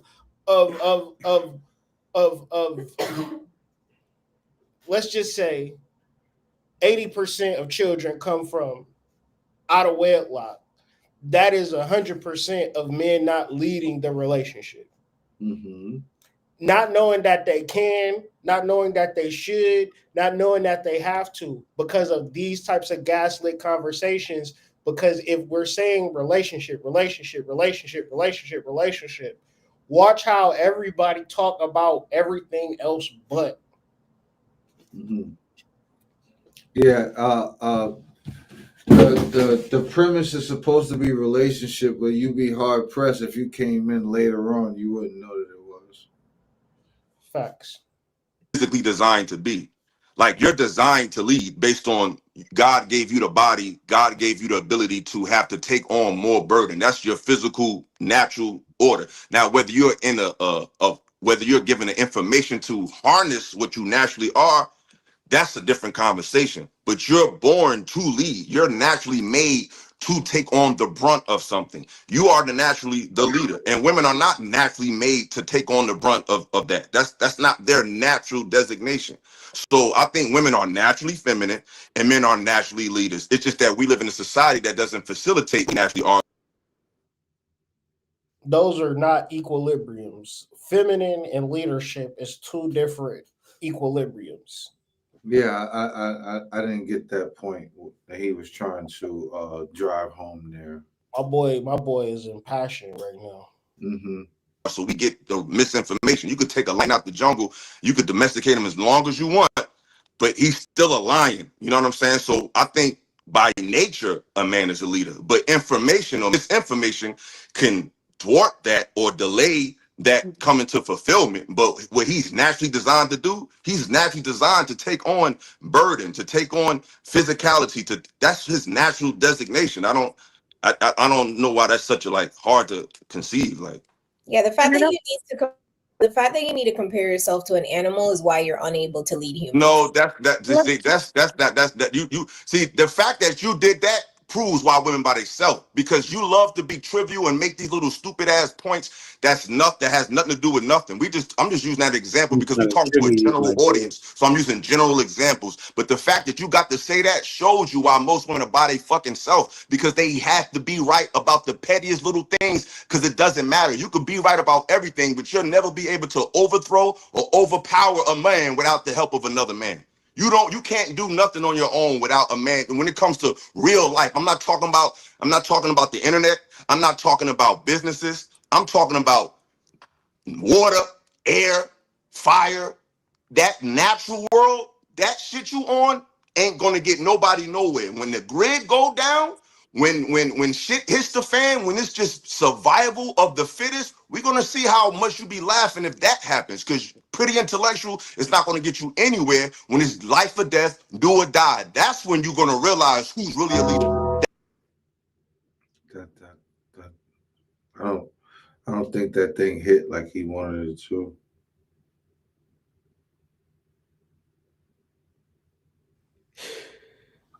Oh man, whenever you find yourself making a crazy face with the crazy eyes like this, you gotta go into like whenever you get to a space and you warning a motherfucker or some shit that they didn't ask you to be warned about, never mind. Carry on.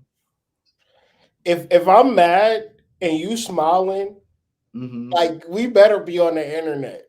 right? You definitely on the internet. If I'm yelling at the top of my lungs and I'm like trying to prove a point and you sitting there laughing at me, that's gonna cause me to like, I don't know. I would go, I would, it would cross my mind. I'm gonna just say that. Like, you ain't about to laugh at no nigga that's being mad. You're not doing that to me right now.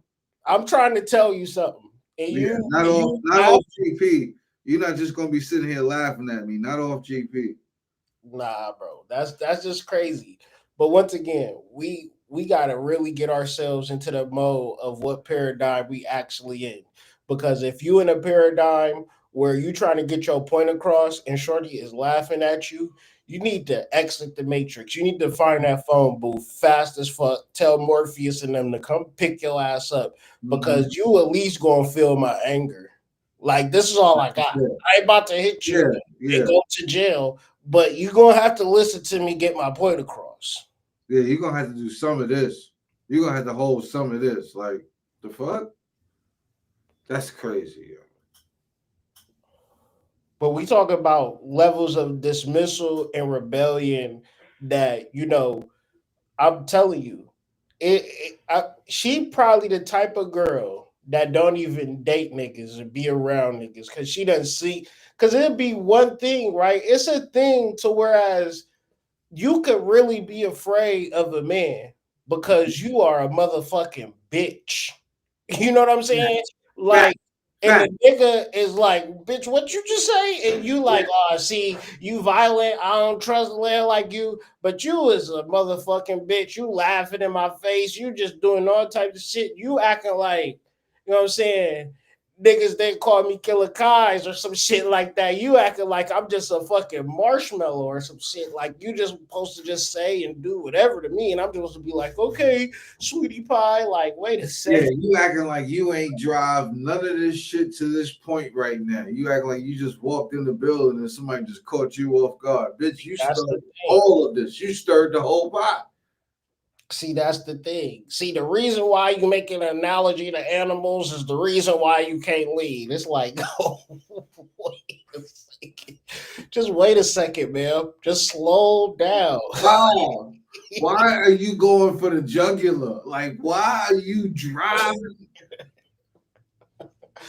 Like, but that's another thing where you're trying to prove a point to somebody who is not trying to hear shit that you gotta say. Cause now you got the crazy eyes. Cause you got that. You know there's some ego shit when you find yourself trying to prove a point to a nigga who didn't ask. You like, I didn't ask for this information. Like, Listen, it makes me think about what we was talking about earlier about the ego being connected to the external world, where it's like you really feel like this motherfucker is about to change their mind. Yeah, that's a hard lesson that men is in divorce court, child support court to this day. Just figuring out. Just figuring out. Like, damn, I wasn't even think about all the times you was yelling and screaming and pleading and texting and worrying and having a bad job performance, and this bitch didn't ever change, not one day. You wasn't even a consideration, nigga. Like you wasn't never going to change. And once you figured out she wasn't going to change, and you knew everybody knew she wasn't going to change, that's when the real her came out. That was there the whole time. But nigga, just your ability to sit and be really willing to talk to somebody who is not receptive to you is you having an ego. Yeah, but not only that, having a whole life with them, right? Think about that. You had a whole life. I don't gotta think about it, nigga. I don't gotta think about it. I know, because that's what you describe it. Like you had a whole life with this motherfucker, and they never once listened to you, bro. Never was, because their whole entire basis of fucking with you is an escape route. Mm-hmm. You don't know that a motherfucker is not even thinking about the future with you. Nope. You know, but once you figure it out, it's too late. Yeah, it's not even a second thought, bro. You didn't that didn't come to mind right away.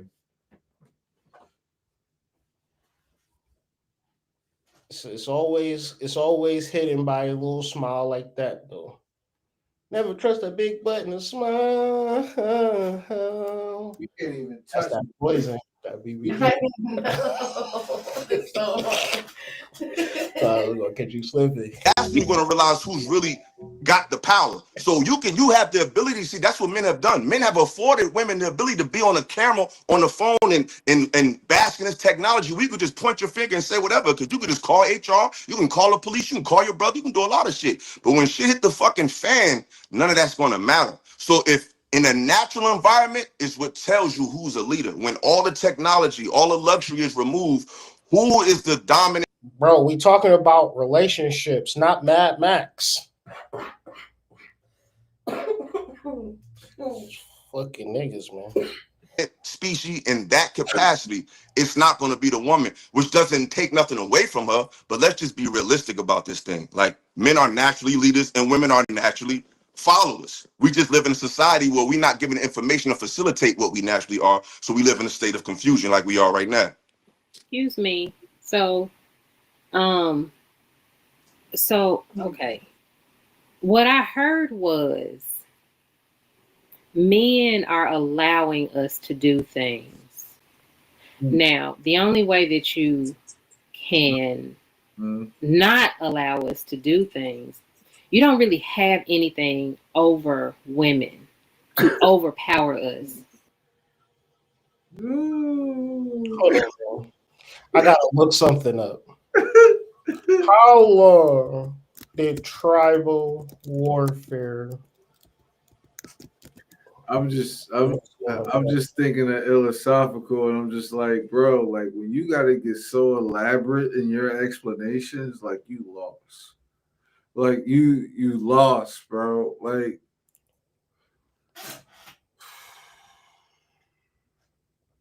that shit was super sophisticated. His explanation, it was just like, yeah, I don't think that quite fit. And my thing is, we talking about relationships. This nigga want to go so far into proving that men are leaders, and nigga, the concept of leadership is only directed to your relationship, because when you talk about leadership in the world's terms, now we talking about some. I don't see you as a leader, nigga. Like you know what I'm saying? Nigga, like, bro, we talking about a fucking world. You want to be a part of fucking Freemasons or some shit, nigga? Like, what the fuck is you talking about? Every man is a leader. I'm not fucking with none of these niggas. So what are you talking about? Niggas. Have you seen some of these niggas coming off the rack? You trust these niggas? I don't trust these niggas at all, bro. Like, I'd rather just not even say nothing to nobody. I watch too much shit on Twitter and YouTube. Body cam footage. These niggas will kill you. Listen, these niggas will kill you, and you just be at work with them. Like, fuck that. Spend a week on Reddit, nigga, unbiased. Nigga. No, it's not about you know we talking about trust in large scale leadership operations, which is not within the context of the conversation, because that is not manageable or realistic or feasible. What is feasible, what is realistic, what is a valid point that we can actually begin to discuss, if only if men hear it, you have to lead your relationship. So this is what we're going to do. This is how we're going to move. This is what I expect. This is what it is. Versus your girl saying, all right, nigga, this is what I expect from you. This is what I'm doing. And da da da da da. Like, you either gonna have it one way or another way. And I feel like everybody should come to the common sense, well, nah, that should be better much of your role as a man. And you as a man, you want to be in a relationship, you have to think about leadership. But the conversation never gets there because these niggas want to figure out who is going to be foraging for fucking fish once the fucking grid goes down.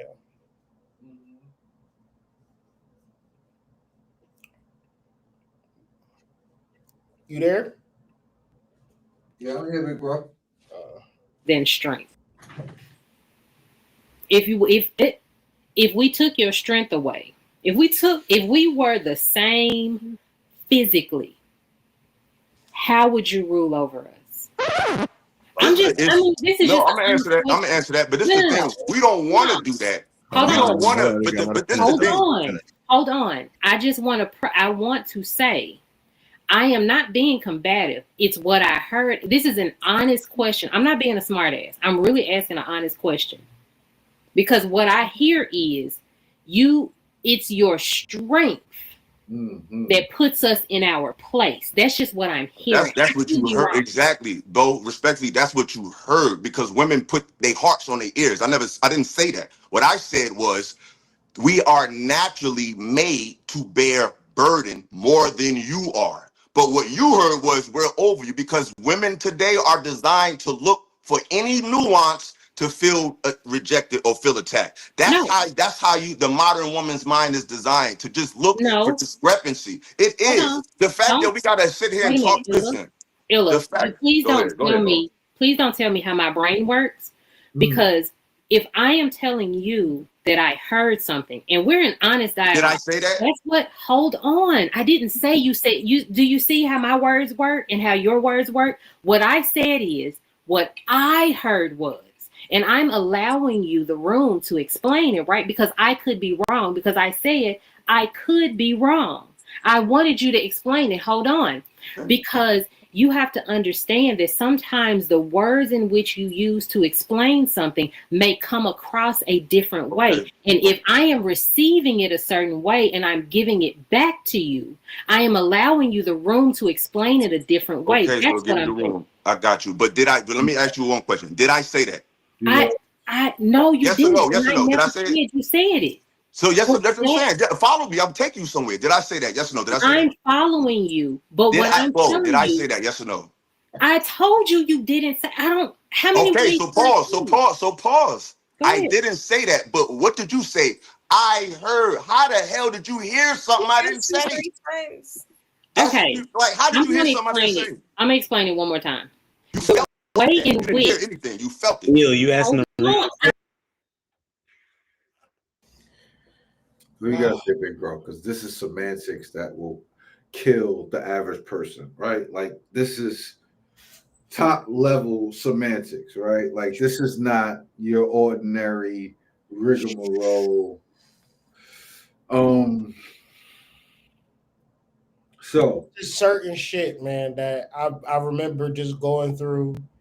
And it's fine when you acquiesce, but when you start trying to assert yourself, if you start trying to like insert common sense, it's a certain level of gaslighting that only the pros knows. And that right there was top notch.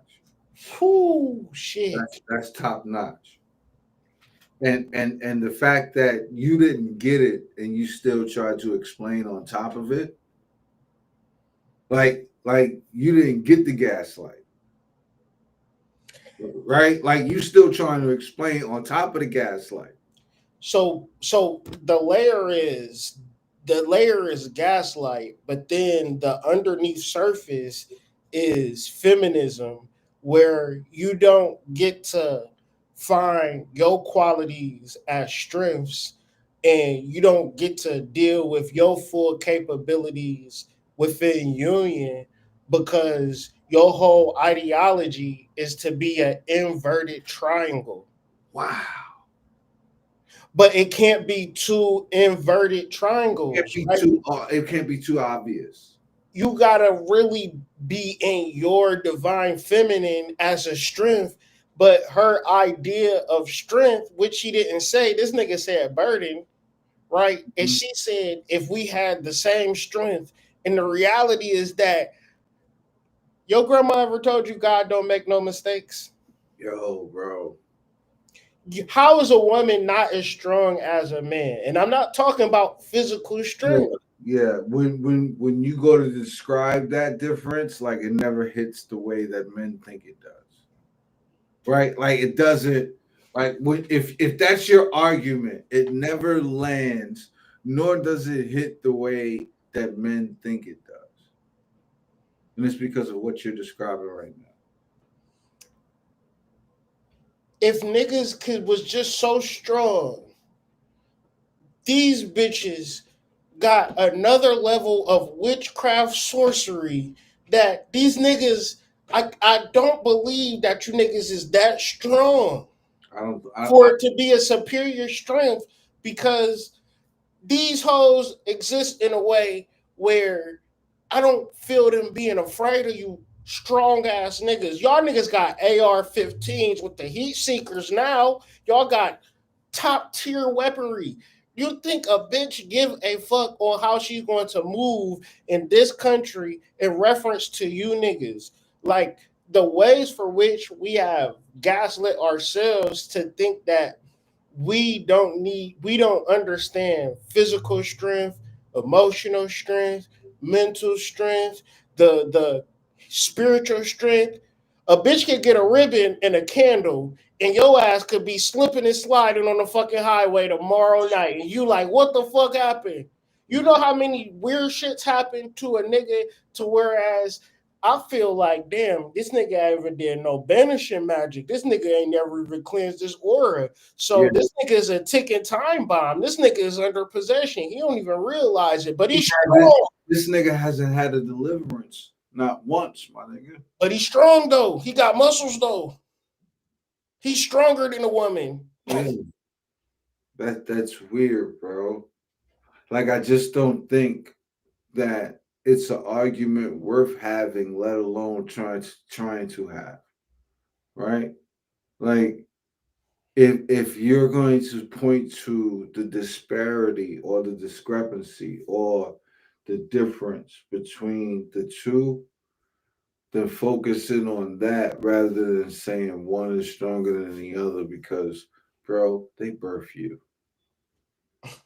Like, bro, like the purposeful naivete that is when you say, you know, you're stronger than, bro, she carries you and births you. Right? Like, that level of strength, that level of endurance. That's some shit that as a man and sitting through births and going through pregnancy. Come on, you couldn't possibly have that like with if your reason. you are a man and you have children, come on, you understand a woman's strength 1000%. Like, I might can bench press 225 and all of that shit, but that don't never challenge her, bro. Still never challenge her.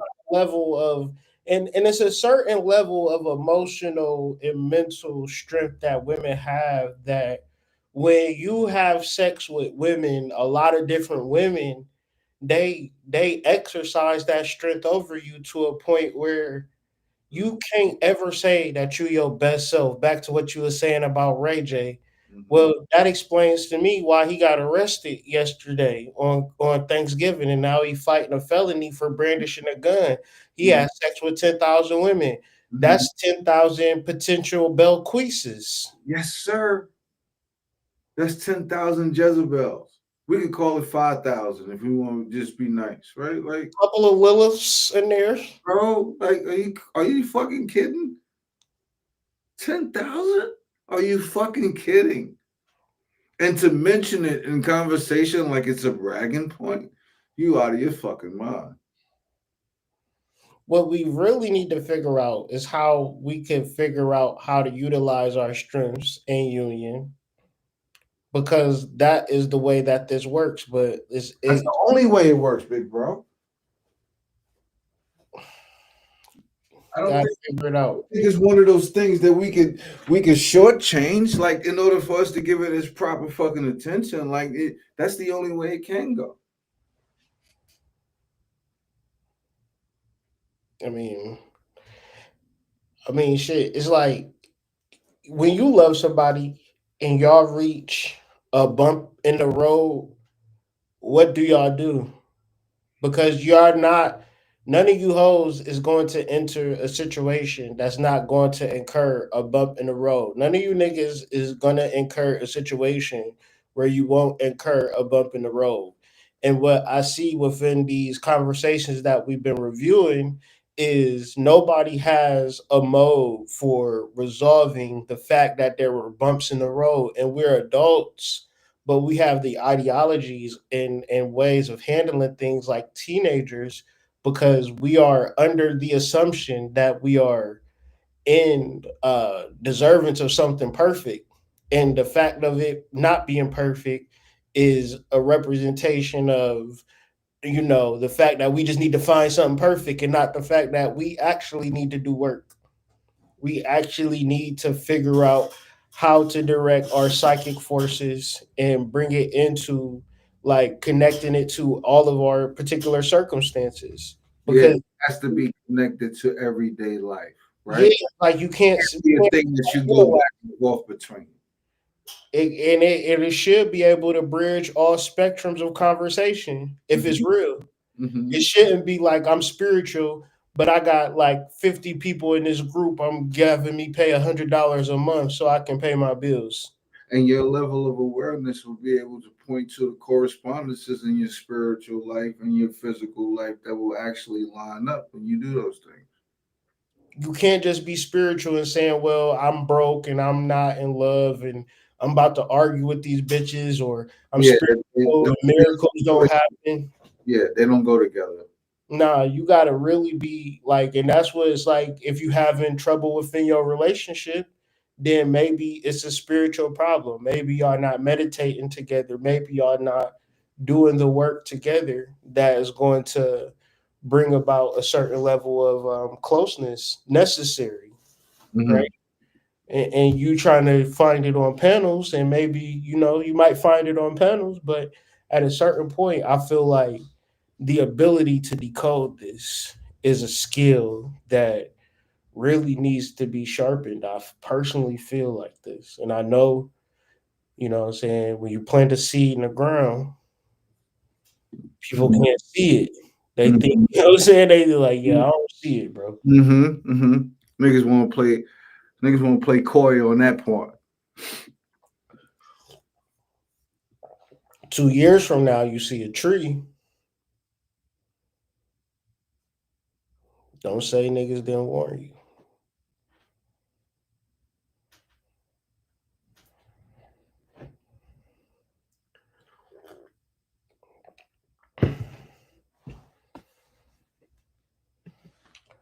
Shit, man, I'm about to check it in. I'm about to get into some more work. I'm gonna try to get as much work as I can throughout this week because I took a day off because I know I'd be working every single day. So gotta check it back in. But man, we gotta organize some videos, man. Make sure y'all join the Discord. I got this new movement I'm trying to put together, man. Just had the idea. I'm gonna run with it. If you visit hoodmystic.com,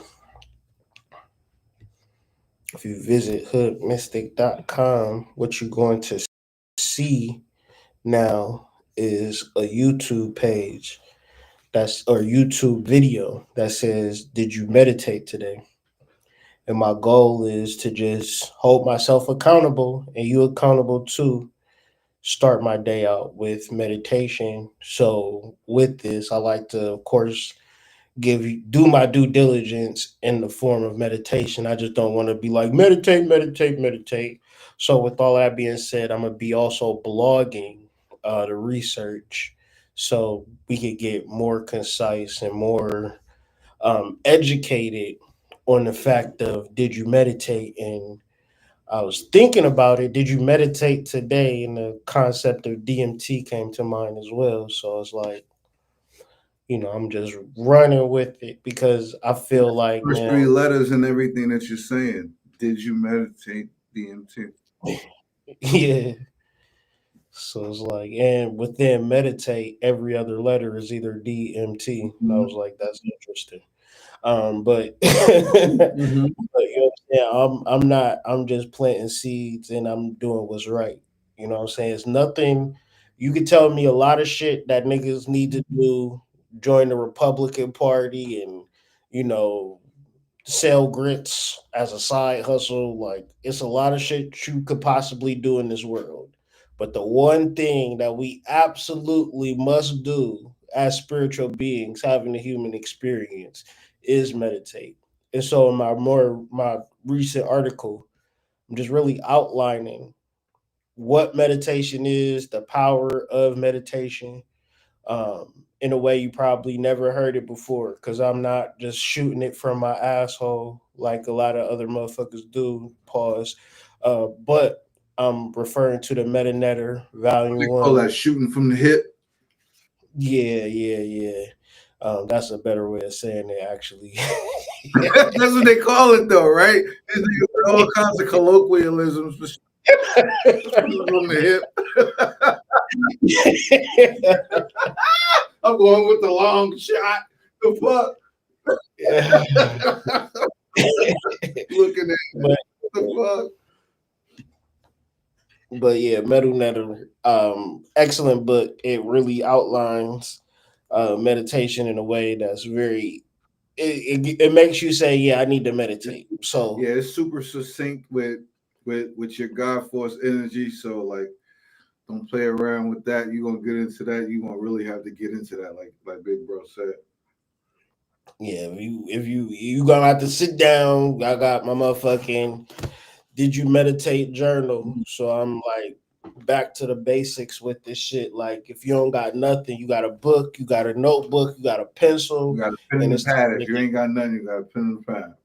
Get to motherfucking work, right? So not going to just talk about it. Going to definitely be about it. Brought to you by White Rabbit Psychedelics, of course, because there's nothing better than to meditate off a nice little microdose. I'm just saying.